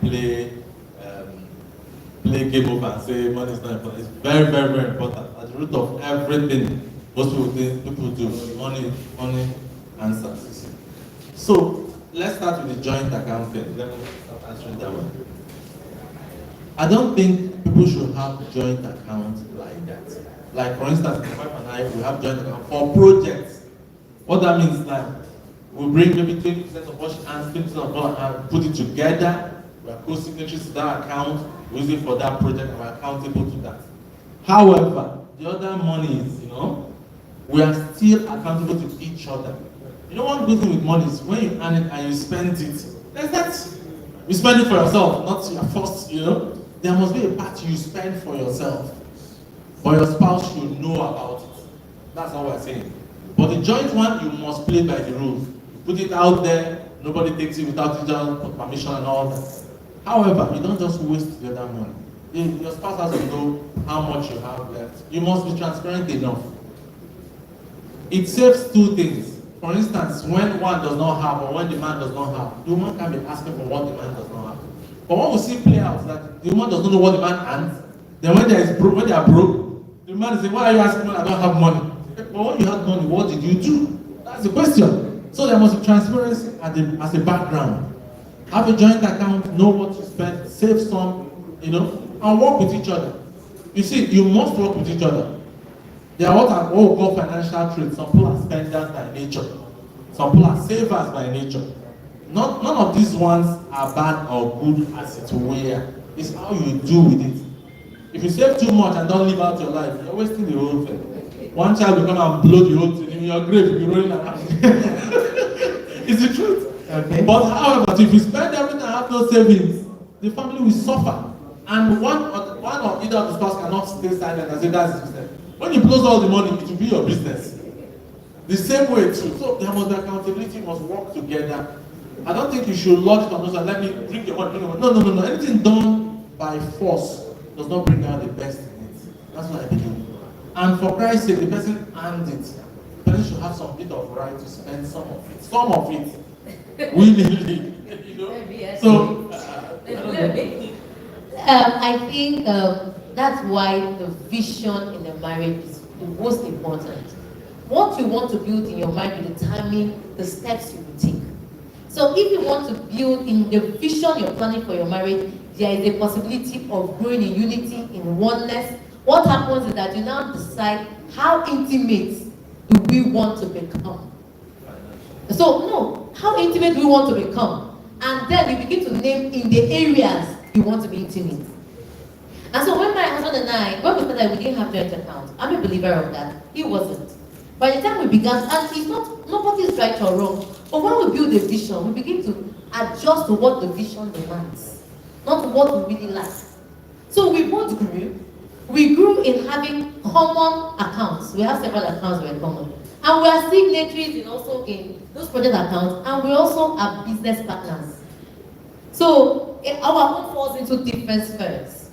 And that is, so I want to encourage every man here not to make decisions based on how you feel, but on the vision that you and your wife will craft. And it takes a lot of investment to craft that and build with that vision in mind. But for the second question you asked, which is very crucial, you said if the woman happens to earn more, how does it work? Number one, and I'm repeating this as if I'm singing a song. If you have a vision, and my husband have a vision, and this is the vision we've agreed, and he maybe is falling short, naturally, because I feel that part of that vision, my money will flow. The problem we have in marriages is that there is no vision where I feel I'm included in that vision. So I will demand you to do what you're meant to do and let me do mine. So there is no ownership. If I own a house together with you, when a part is falling, unconsciously I will do mine. So in our house, I don't think in the past 10 years we had a conversation who brings more. If you have and we need to fulfill a vision or project, everybody pulls and it's us. In short, you today, our children don't know who pays the school fees or who pays any bill in our house. Because the vision is so important on how we want to build that naturally, if one person is falling short, you lift the other up. But because you have a vision, you are demanding a relationship and demanding a source that even the woman is threatened, or maybe even the husband. And I think that this ideology, we need to maybe work on it. That is the man's duty to pay all the bills, and is the woman, and I think both of you need to agree on what is comfortable, not you loading it or the other one loading it. There are some people that are comfortable, but there are some men that they are angry that their wives are paying the bills, and the wife is supporting them. So can we have that conversation on what do we like? How can we work together where I don't feel used and you don't feel used, but that our vision is carried to the end goal? I think that's for me. So I think that has something to say. I'm going to go to him right now because just before you come. I just want to add to what they have said very quickly. And I think the challenge is that before people get into marriage, there were a lot of considerations they skipped. Yes. And one of the things is value elicitation. Value elicitation helps pre-marriage counseling process to know, is there a long-term fusion? A long-term fusion that brings both of you together, that is going to last as long as both of you on earth. And that brings into shared vision. You know, Eddie says something that if I know I am part of the future, I'm going to bring a hold of me into that future. Because that future, I see myself aiming, fulfilled, empowered. I will make sure it happens. So where there's that disconnect, you see me fighting for my own relevance. See me fighting for my own relevance. And values also show your behavior. We are not perfect people coming together. We have shortfalls. But when we understand complementary roles, we'll now begin to say, my shortcomings are your strength. Yes. And your shortcomings are my strength.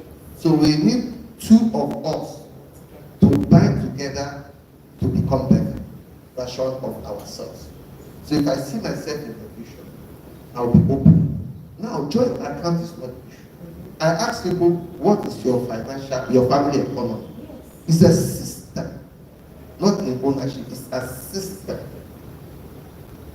So the system may demand having some private account, having some joint account, having some, it's not the account, it is the system. Now, below that system is honesty. Honesty. So, all my accounts, both whether joint or my wife has their lot. I have their lot. So, nobody is saying, I don't know what is in this account. But when we have honesty and transparency, and the learning, and we do a lot, we go for a lot of trainings to get financial training. So we sit on mentorship by those who are grounded in financial issues to tell us how to also know the skills, the competencies to manage an economy that will have investment, have legacy, have dividends and all this. So that's why I call this a system. So I encourage couples to go for what will empower them beyond their emotions and to fight together about what is important to both of them. Thank you so much, sir. I don't know if there are questions from the floor. That very many that you want to throw to this panel section. Because of our time, I will be taking 2 questions for the panel section. So, who has a question over there? All right, sir.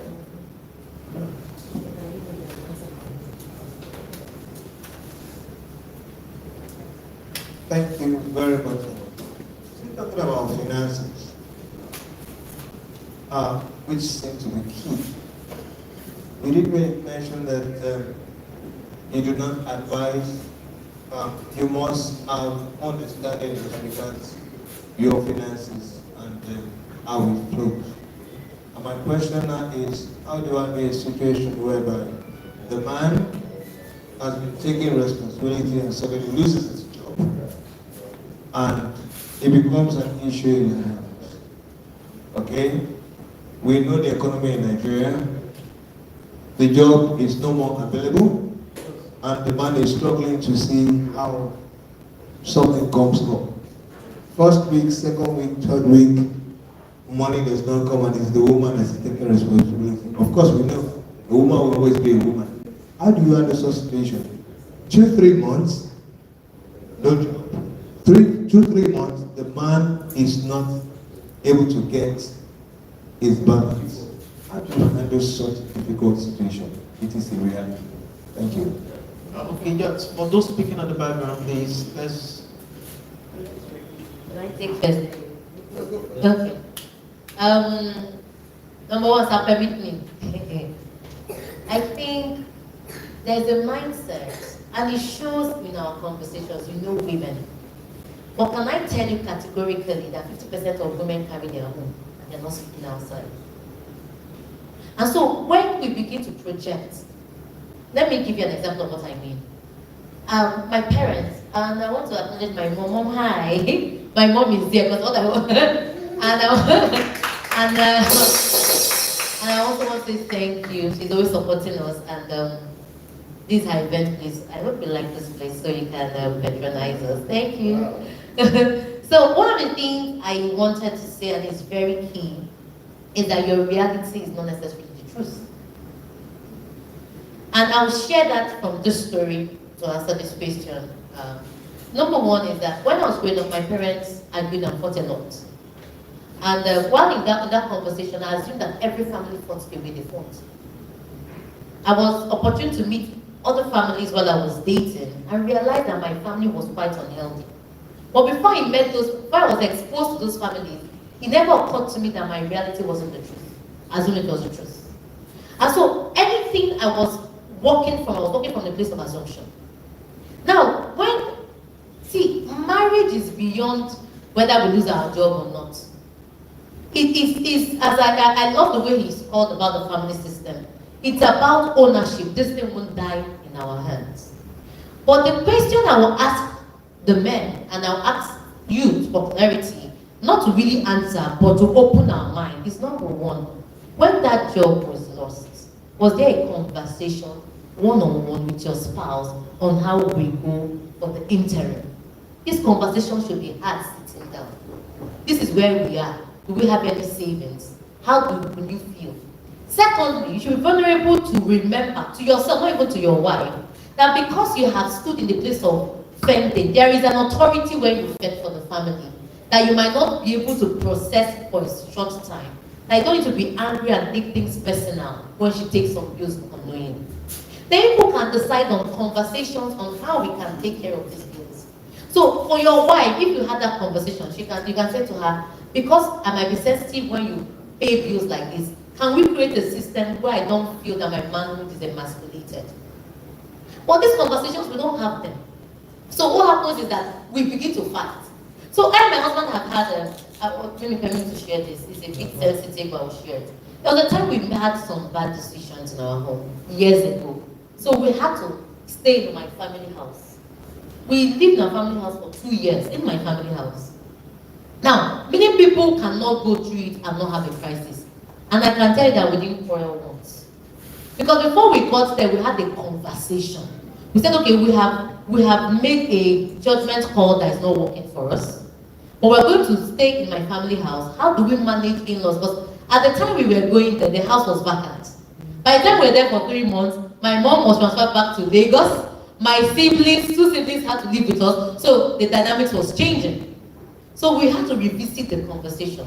I said, okay, this is for a short period of 2 years. This is what investment we will do for 2 years to get us out of this mistake we have made.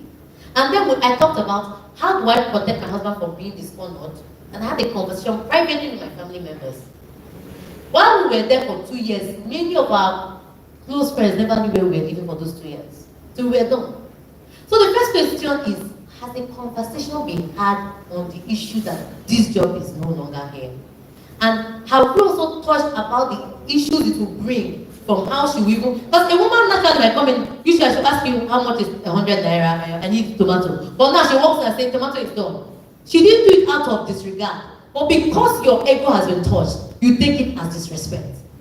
So can we have a conversation on how can we flow without disrespect, knowingly or unknowingly happens? So I'm asking us, can we begin to have the real conversations we should have? We've had days, I've had more, he has had more. Nobody needs to know. Because the journey is together. It's till the end. If they say death, I think till we get to heaven. Thank you. Maybe Beyonce says something for you. Just as you said, it calls for understanding and calls for a working plan to come out of it. The man too should not just relax and cause that no job. You know, we can get lazy and say no job. You know, because everybody wants to see a timetable when it's going to stop, and it's not actually in your hands. But there must be understanding, and must be a working plan to get out of it. And everybody knows that plan. Everybody can now adapt to that plan and put their very best to get that plan working. You know? Okay. Sorry, I'll just do addition to what else. You know what I was speaking, I talk about family meetings. Family meetings is not what we have once in a year. It's a conversation. Either with the children or the spouse. I said it repeatedly with emphasis. This is where we have heart-to-heart talk about what is happening, what we think will happen next, and how we are going to navigate through the process. A man losing his job is not an event. It's a traumatic experience that the man is going, because for the way society has labeled us, it's as if we have been stripped of what makes us a man. So the woman also has to understand to adjust even to our own behavior. And me too will understand certain things when it happens. This is where she says conversations.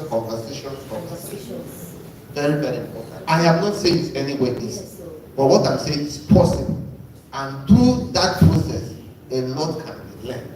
And God willing is just a phase in the whole picture of life. That season too will stay past. And the end will always be much more glorious than the process. Yeah. Sorry, can I take a second question? Okay. Please, how do you handle emotional intelligence as it relates to both within the couple and other relations, that is in-laws and the rest, emotional intelligence, talking about personal issues, you know, of course, you have a situation whereby the man gets angry on trivial issues, the woman also gets angry, okay, once she's angry, it is easy for her to be able to, like, you know, open up what is happening in the household. Somebody, we are family members, and yes, how do you handle emotional issues? Sorry, I lost the last two sentences. Okay, my last two sentences. Okay, my first question was, how do you handle emotional intelligence as it relates to managing anger within yourself and also as it relates to in-law? That's what I'm talking about. Thank you. Okay. You know, Kevin said they have habit shock. You see why you will forget some things is that it's information ground. Every of our deficiencies, every of our weakness is not something we say that is how I'm created. We are created to be created. And one of the things that skills and acquiring knowledge does is it kills ignorance. Some of the things I know and do now, I wasn't born with it. I grew over it through learning, training, seminar, attending workshops. I've been in their platforms, I've gone through their courses, I've been in their programs. So even as much as we are coaches, mentors, and speakers, we go from people's programs to go and learn. They say they have a program and we come there and we sit. They give assignment, we do the assignment. And we get it. All of us are work in progress. Nobody is perfected in the beginning. So what I'm trying to say in essence is that once we are aware, we start learning. Emotional intelligence is a skill. It's a learnable behavior. And once you go, there's structures and how we improve. And by the virtue of the Holy Spirit, it also helps us. So what I always say to people is, what is your personal developmental plan? What is family developmental plan? Please say it again. We just have it. We are going to work on this. Yes. Yes. In our retreat, Yes. we see our shortfalls. Yes. Yes. And we say, we state strategies to get it done. Where we need coach, we pay for coaches. Where we need mentors that we need to pay, we pay for it. Where we have shortcomings and our children say they don't want to talk to us, yes, we provide them mentors and guidance for them because of their age. So the question I always say is that God has given us capacity to have helpers around. He said the multitude of counselors, there is what? Safety. So I will always ask, don't look at your weakness. Find ways to improve. Find ways to improve your spouse. Find for interventions where help is needed. And before you know it, you master some of it. And it is for the good of yourself and for the whole family. Okay. Thank you so much. And I think in that conversation, most of us think we went to school for a degree.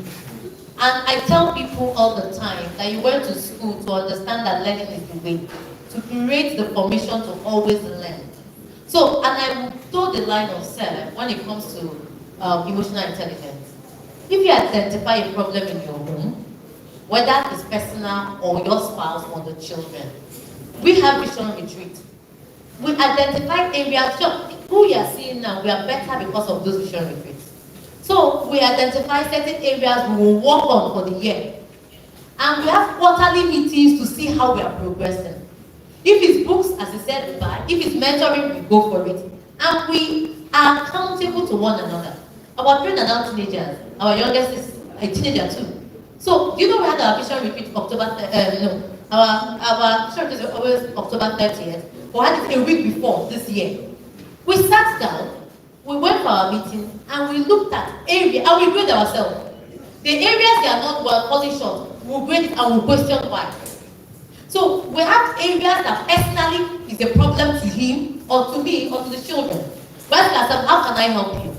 By the time we are done with our vision retreat, we went to the house and shared it with the children and had now a family vision retreat, because we need to pass down what we felt was the year.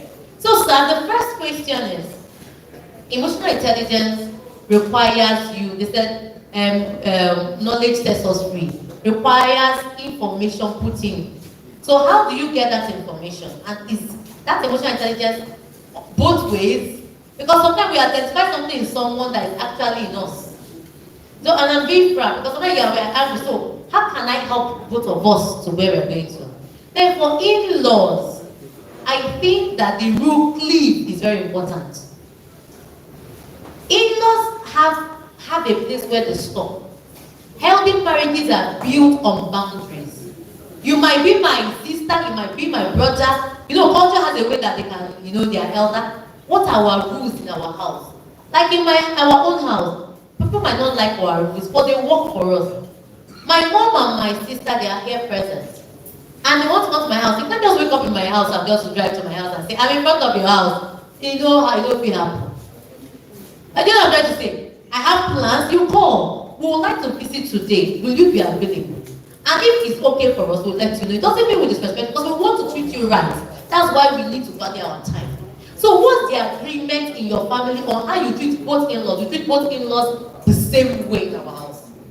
And if you agree on that, you pass it on to those people, and you're not apologetic about it. So sometimes I'm passing, I know my spouse now so they like her, now so they like her. That becomes disrespect to each other. So in our house, even my in-laws, you don't enter our kitchen. Both sides. So what are the rules of engagement in your house that everybody, including you and your spouse, are in agreement, and everybody must adhere to? That's what saves your relationship. Thank you so much. All right, thank you so much. We're actually out of time, but we'll take the last question. No, Gogo had one. You will take Gogo's one. Gogo, I used to take it up. That's one question. Yes. Okay, just that. Gogo had one before that. You had a question? You had a question? Yes, Kabatika. Yes. Continue. Okay. Good afternoon. I'm Gogo Chidebere. And I want to ask this particular question.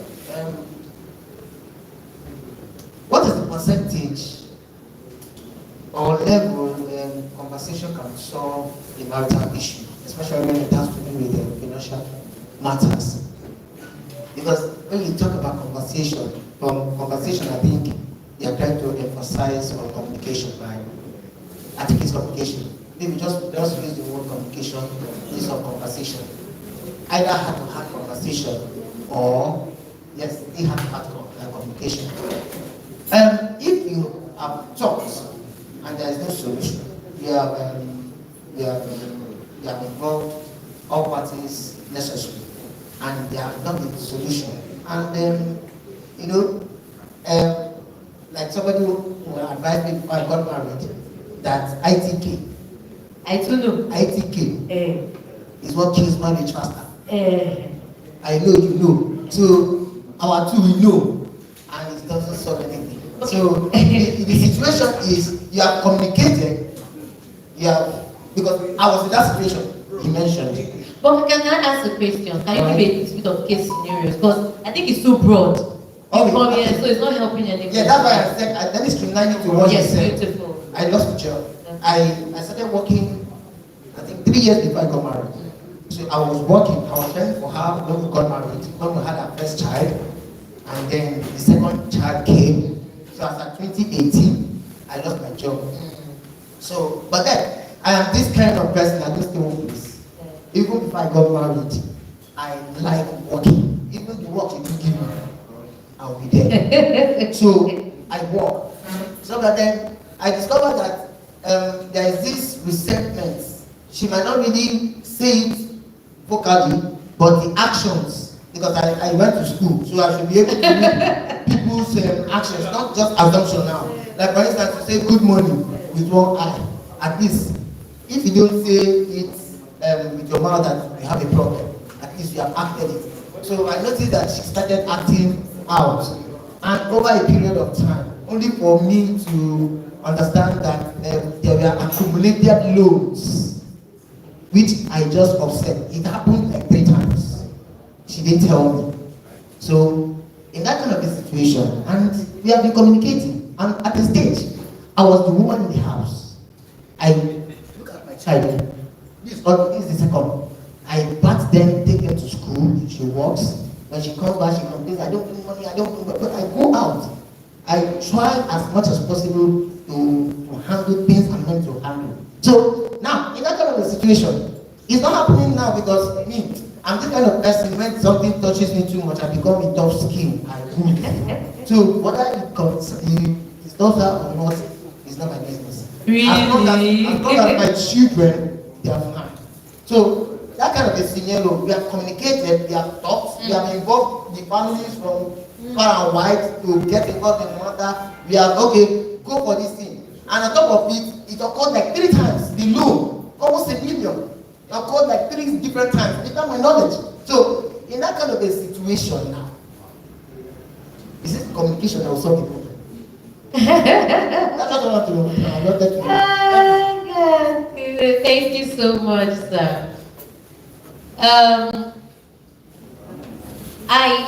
I was opportune to have this conversation earlier with you, and we didn't follow through. But I will have that conversation now. Please, if you permit me, let's just take a lesson from this. Sometimes we are enablers of our spouse's flaws, and then we get angry for enabling them to fail. I'm going to just take 3 parts concerning your conversation. I will take the enabling part. I will take the part of the job you lost and the vacuum she's trying to fill. And I will take the concept of what both of you think is security. So the first part is your enabling part. So because you feel there's a shortfall, or rather, she feels that things are not going well. So she doesn't know how to go about managing the finances, and she needs to meet the needs of the house. That's my perspective of it. Because I don't think that 1 million she has taken once or twice, she just threw it away. Did she throw it away? She didn't throw it away. But now, in the question I want to ask is, when you finish talking to people, there must be strategies laid down. I think people miss that part. You can't have a conversation, just like you say, I start a car. But you have to say, if I start a car, it's going to a battle. It has to cross this road, it has to cross this road. So there are strategies with consequences. You see this marriage you are seeing. If there are things I fall short, there are consequences. And it's clear. And I love when you talk about consequential thinking. There are consequences to every choice we make. And that's what love needs. They call it the tough side of love. You can't wake up and maybe you did something, say, I'm sorry. Really, sorry is the first step to the conversation. So now, in their conversation you've had, what is the quota you are meant to bring, though you are lacking? The question we must have. And if you are bringing that amount, what does it solve in the house? Because you will begin to itemize these things. Person will not even know you are solving a problem. Maybe you are solving something, but because it's not done properly. So what strategies have you put in place for this relationship to grow, and how is the growth process? Losing a job, and I want to say something very important here, and don't have a woman saying it, I want to apologize by saying it. This is where women and men are different. If a woman needs to feed her children, she will do it, she will go everywhere. Men do it, but men get angry when they need to do few things in the house. But I know that Sir Nedu, you shared something years ago that used to be they want to drop your children in school so you had a business. So there's not like a man's business or a woman's business in the home. It's what can make us go to where we're going to. So the second thing I want to say to you is this. In the process, I can be busy, but it's not generating what I need. What do I need to change to begin to generate more? There are conversations we have. Who am I becoming? So, oh yes, I'm busy, I got in the morning, come back in the evening. After 1 month, I can say, okay, every month you've gone out for 1 month, 50,000, 10,000, came out from it consistently. And that money comes to me, and this percentage keeps to you for running. It helps the woman or anybody plan. So it's not enough that we go outside and not have something we're working towards. Then the third thing I think is, I think in your conversation, I heard something about developing a thick skin. There's something sadly you say that my husband say every day. If you see Keepingmarriage, they say family DNA of society, we are the production center. That your children are okay is not enough because both of you are the example of what they are becoming. So we have to look at it. So I'm saying to you that one, who has enabled who? I think both of you have enabled who. Because in our house, if there is a target and it's been given to you, we have to see how, when member says they're the one that will produce this thing for the house. He doesn't go and begin to produce it. He when I've gotten to my limits and bring what I have produced, there will be something that will be produced at his support. And it's vice versa. And can I surprise you? It's the same with our children.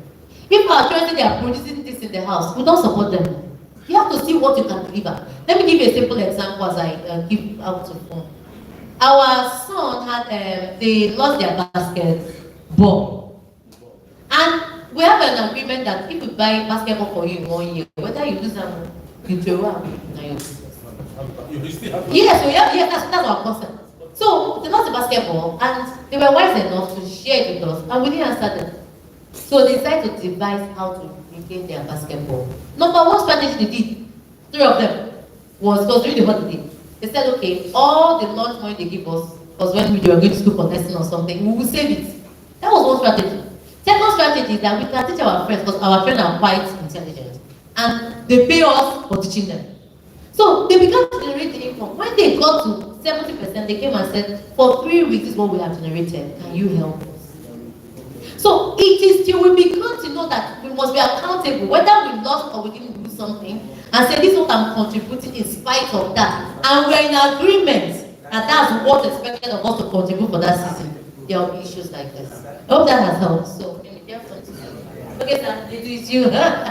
You know, I will always say it's not an easy one as possible. And sometimes when you ask questions, we are not in the details of all the things we need to know. So sometimes our answers are generalized. And that's why I will always say to people, go for counseling. Go for counseling, go for guidance, go for mentoring. Because in a state like this, it's a general answer we are giving. And even the information you are giving us is not enough sometimes to even share an appropriate answer. It's one-sided. Because when I hear your one side now, this story will change. And the advice I'm giving you now will not need this advice. I will give you a different kind of advice. That's just the truth of it. So I always encourage, when you have tried over time to solve the problem and you are finding challenge, I will not say leave your family member. I say go for professionals. Because your family will always side you. Especially if it's the person that gives them money. They will not want to offend them in trying to settle an issue. Yes, now. But when you show up in front of a customer, how is that my problem? If I charge you, you are paid. If it's student offering the service, no emotional attachment. It's about the process. And I will be fair to both of you, as long as I'm occupying or wearing the cap of the therapist, counselor, or coach. Okay? So, to add to what she said, you have made the meeting strategy. What is the strategy? Like she just said, what's the strategy? Strategy is the implementing process. In that conversation, what's the strategy? The step-by-step process. Brother, to be a man, to leader is not an easy thing. So developing this skill is not like you are even dying slowly by yourself. And to conclude, the children are not okay. Yes, so don't say they are okay because they're eating their bone. They are not okay. That toxic environment is traumatizing them now and also the future. They are seeing, hearing, and feeling what is happening. They are seeing, feeling, hearing, and consuming the negativity in that room. So don't pretend they are not seeing it. They are not knowing. They are caring. No. When they come to the future and you ask them, they will tell you what happened there. Yes. That they felt about it and they will not happen. And it's an insecurity for them. Yes. So, brother, it's not easy, but it's possible. Eh? Okay, the last. Okay. In my comment here, I'm actually referring specifically to the men. In addition to what we have, I'm using a personal experience. There's what I called constructive stupidity. Being emotionally intelligent, I also had to be constructively stupid to be able to be successful in my marriage. My marriage is above 25 years. Wow, let's start from So please, men, there is one thing about the family. And the notion is that the man is the head of the family. The man is still the head of the family, however you look at it. If the finance is not flowing properly, the man is still the head of the family. But when there is a financial issue, please, for Christ's sake, and for the sake of success in that marriage, be constructively stupid. You are going to take a lot of, forget about what the women tell you. When they start acting, they don't take permission. They don't see any reason. In fact, you have no reason. Just be constructively stupid. Take in everything, digest it, and comport yourself within the duration of that scarcity. Because the scarcity will go. But for you to think, oh, I'm wise, and when you don't have cash, please, for Christ's sake, for the sake of success, be constructively stupid. Take it. Sorry, I have something to say, sir. Sorry, sir. Yes. Did you marry your wife when you had money? I sent my wife to school. He Now, knows. so wait now. That is where, you see, that's why when we have a conversation, He knows. so sorry, why I have to ask that question very importantly is that your case is different. And we mustn't put those cases. Some of us didn't marry our husbands because of money. Some of us were more comfortable when we met our husbands. So when you have a conversation, when we have these conversations in the template, we take it to you. And it's very important. Because when you now decide and say, okay, she had seen you as a source. So she now became the source. So even you, there is a difference in the conversation. Because you took her from school. You saw her grow. She was like your first child. The difference from we that said, okay, if you bring 5,000 naira, I bring 3,000 naira. And we bought our first car together. And we bought the first house together. And we put this. It's different from someone who was trained. My husband cannot say he trained me in any school. So he met me. No, seriously. So when we have this conversation, I don't think, and I understand where you're talking about us being constructively stupid. But the aim of our struggles is that we may be wrong. Exactly. I know if I am constructively stupid, that my sons I'm not disputing you, sir, but I'm saying that in the way you're saying it, the men might even miss the effort to do labor work because their children's school fees need to be paid. So while he was doing work, he realized that the house he was working for was his wife's house. So he got it for another 10 years was his wife's house. So he got it for another 10 years till he was successful enough. He married a younger lady.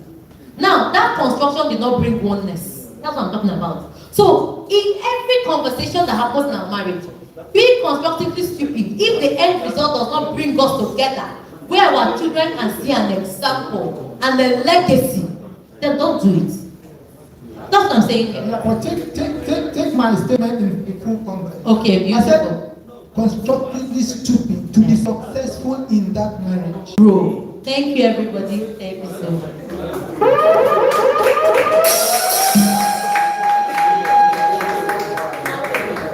All right, as we round up, I would just quickly want Mr. Chinedu to talk about two of his books here.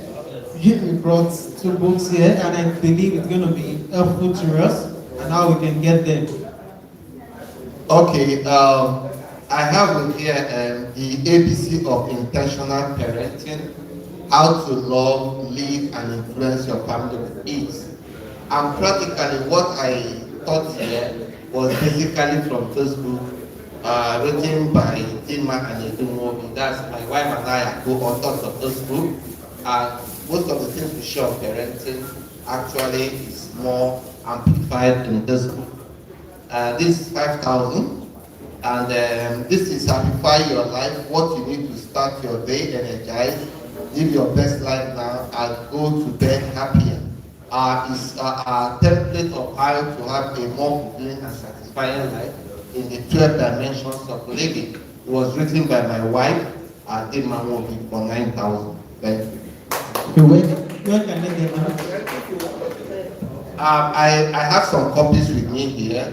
If you want to transfer, want to pay cash, it's available. You can also meet the Kmai team. They also have access to us in case you want it in the future. Thank you so much for this program. Thank you so much, sir. We also have another book here, and I want the engineer to talk about it. These two sides of the story. Every matter on earth has two sides to it. We've had Gogo's side now. We're trying to hear the wife's side to balance it. But this is our life, true life story and how we navigated. I used to almost boast before that there is no situation we haven't seen in our own marriage. You know, but we navigated and successfully are building happier, stronger family. So we're very going to get this. Want to say something? No, it's for 2.5. I promise you, pick up this book, you won't drop it till you finish it. You can finish it in an hour, but you have to go in, dig deep, get the nuggets, the knowledge, the wisdom to help you navigate your own. It's available for sale. And you can share with your wife. It's supposed to be a reading manual, both of you share it, you laugh, take the messages, share with your spouse and read it. So we advise, if you want to get it, it's available too. Okay. All right, thank you so much. We've had all day talking about visions and mission building and family. Kmai has the opportunity of having a lot of programs that introduce these habits to families. They have the couples hangout, they have the family alive hangout, they have the women are married, and hopefully after this program we can create a men's program. And we will be creating a men's forum where the men also can also have conversations and have conferences like this every year. So there are a lot of programs. The family hangout is also going to be coming up by the end of the year. These are there are programs that can help build the vision and mission board of your family and make sure your family is thriving and making a difference in the society. I don't know if anyone wants to say something about that. Oh yes, we have scheduled for February, the whole of February. We are going to do vision planning and goal setting for families. The dates are not clear because we have it in five zones. We have here in Lagos, Abeokuta, Abuja, Owerri, and Port Harcourt. But the fee is 20,000 naira, or from January because 25. You are meant to come with your spouse and plot how your year will look like. So I'm surprised, my youngest is not here. I went into their bedroom and saw the vision planning you attended last, hanging in her room. That's what they use as a journey. What we do is create a template for you, so next time you'll be able to create more for yourself every year and have feedback. A marriage that is growing is alive. A marriage that is not growing is dead already. It's dead on arrival. May our marriages grow, may our children grow, may the work of our hands grow in Jesus' name. Yeah. So if you're interested in being part of the February thing, put down your name. We'll send reminders when the platform for payments is open. And we have the Kmai Diamonds, which I wanted us to talk about. Do you have that on the list? Kmai Diamonds. First week of December, we're going to do like a cooking fair and give out clothes, books, shoes, food for the less privileged. If you're interested to support, please meet my husband, meet Favor, meet me, meet Philip. So any of us can get your details. You have good clothes you think can give away. We're just going to hang them well done. People walk in, take clothes for Christmas, take food, we share raw food and all. Thank you so much. I want to say that there will be a prayer session. Another will take it, but I will please permit me to share this scripture with you. I think it's in Genesis. You have your PowerPoint there. I don't have that offhand. Favor, can you call that Genesis? What is that? The Lord said, the Lord talked about Abraham, and that's the full foundation of this conversation. Can you read out that scripture for me? Yes, he said, I know that he will train his children and his family. Please, can you read that? Can I have that scripture? It's in your PowerPoint. Who has the PowerPoint here? And that will be the conversation. Doctor will end with prayers for us. So, can someone read it out? Genesis 18, 17 to 19. Yeah. Should I hide my plan from Abraham, the Lord? For Abraham will certainly become a great and mighty nation, and all the nations of the earth will be pleased through him. Yeah. I have singled him out so that he will direct his sons and their families to keep the way of the Lord by doing what is right and just.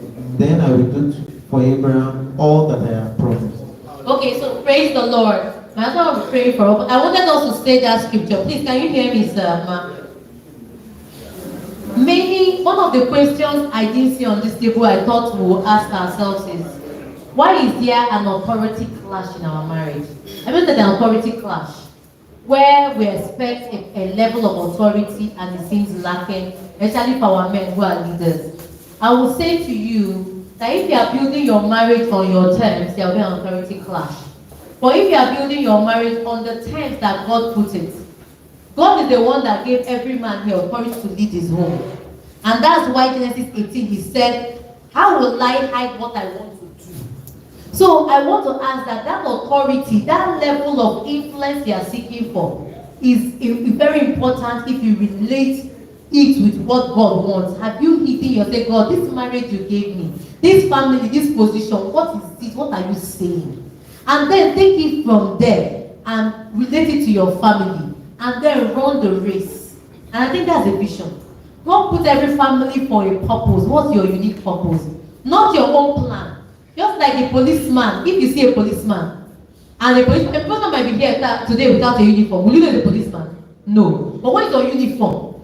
You will know immediately is what? A policeman. Immediately you are aligned with what God is saying about your kind of marriage. The authority you'll be shouting about, praying about, asking for will flow naturally. And everybody in your home will conform to that. Praise the Lord. So I will pray my husband will lead us in prayer. Okay, we've come to the very end of the program. And we said the leading man is simply a man that is led. But led by God, his maker. It's not led by finances or achievements or success. It's led by God. So we're now going to take ourselves back to our maker. We're going to ask God. We're going to yield ourselves to God. We're going to ask God, what did you create me for? Peradventure, I don't know it. What am I still on earth for? What will you expect from me, O Lord? Let's open our mouth and begin to pray. Father, in the name of Jesus, we'll come back to you. What am I still on earth for? What did you create me for? I might know some sketches about it, but want to know the fullness of it. What am I supposed to be doing this moment to propagate your kingdom? Who am I supposed to be? What am I on earth for? If you don't ask, you never know. I know the good thing. God said, he that asketh, receiveth. He that seeketh, findeth. He that knocketh, knocketh. We're going to ask God, reveal to me clearly why I'm still on earth, what I'm supposed to be doing here on earth. Open my eyes, O Lord. Show to me clearly in the name of Jesus. Thank you, mighty God. We're also going to commit to God, to his leadership. You know, I told you how Abraham at 70 something, God said, go out to the place where I will show you. He didn't tell him where he would go. He said, go. Some of us were 20, we are 30, we are even 50. If they tell that kind of thing, you begin to go crazy. I can't go anywhere. So I'm going to ask God, God, I submit to your leadership. Begin to teach me, begin to instruct me, begin to guide me in the way you want for my life. Most of us have derailed, but God can bring us back to the center of his plan and purpose. Let's begin to pray. Father, I yield myself to you. I submit myself to you, to your leadership, O Lord. I ask that you teach and instruct me the way I ought to go. Reconnect me back into your plan and purpose, the center of your plan and purpose for me this season. Lord, teach and instruct me in Jesus' precious name. Finally, we are not in isolation on this earth. It's not just about you, your family, the environment, the whole world. We're supposed to impact the world. And that comes from God's grace upon us and his wisdom. I'm going to ask God, open my eyes to see opportunities around me. Opportunities to represent you, to live properly, that people will see that you're an example. Let's begin to pray. Father, we realize we're a light to this world. We want to live an exemplary life. We ask for your help. Open our eyes. Show us the opportunities around us. The things we are supposed to embrace, things we are supposed to do, that will be examples to the world. That will be world changers who represent you bodily here on earth. Will be a medium for you to propagate your goodness, your glory out onto the earth. Thank you, mighty God. And finally, as we go, we ask that God will lead us, He will be with us. We'll preserve our going out and our coming back home. What we've learned, none of the seeds will be wasted. We'll utilize them or act upon them. And by the time I'm meeting again, we'll come out better. We'll come out better stories, better testimonies, even from this conference. How our lives and our families have changed in Jesus' precious name. Amen. Let's share the grace. May the grace of our Lord Jesus Christ, the love of God, and the sweet fellowship of the Holy Spirit rest and abide with us now and forevermore. Amen. Thank you for coming out. I hope you enjoyed the session.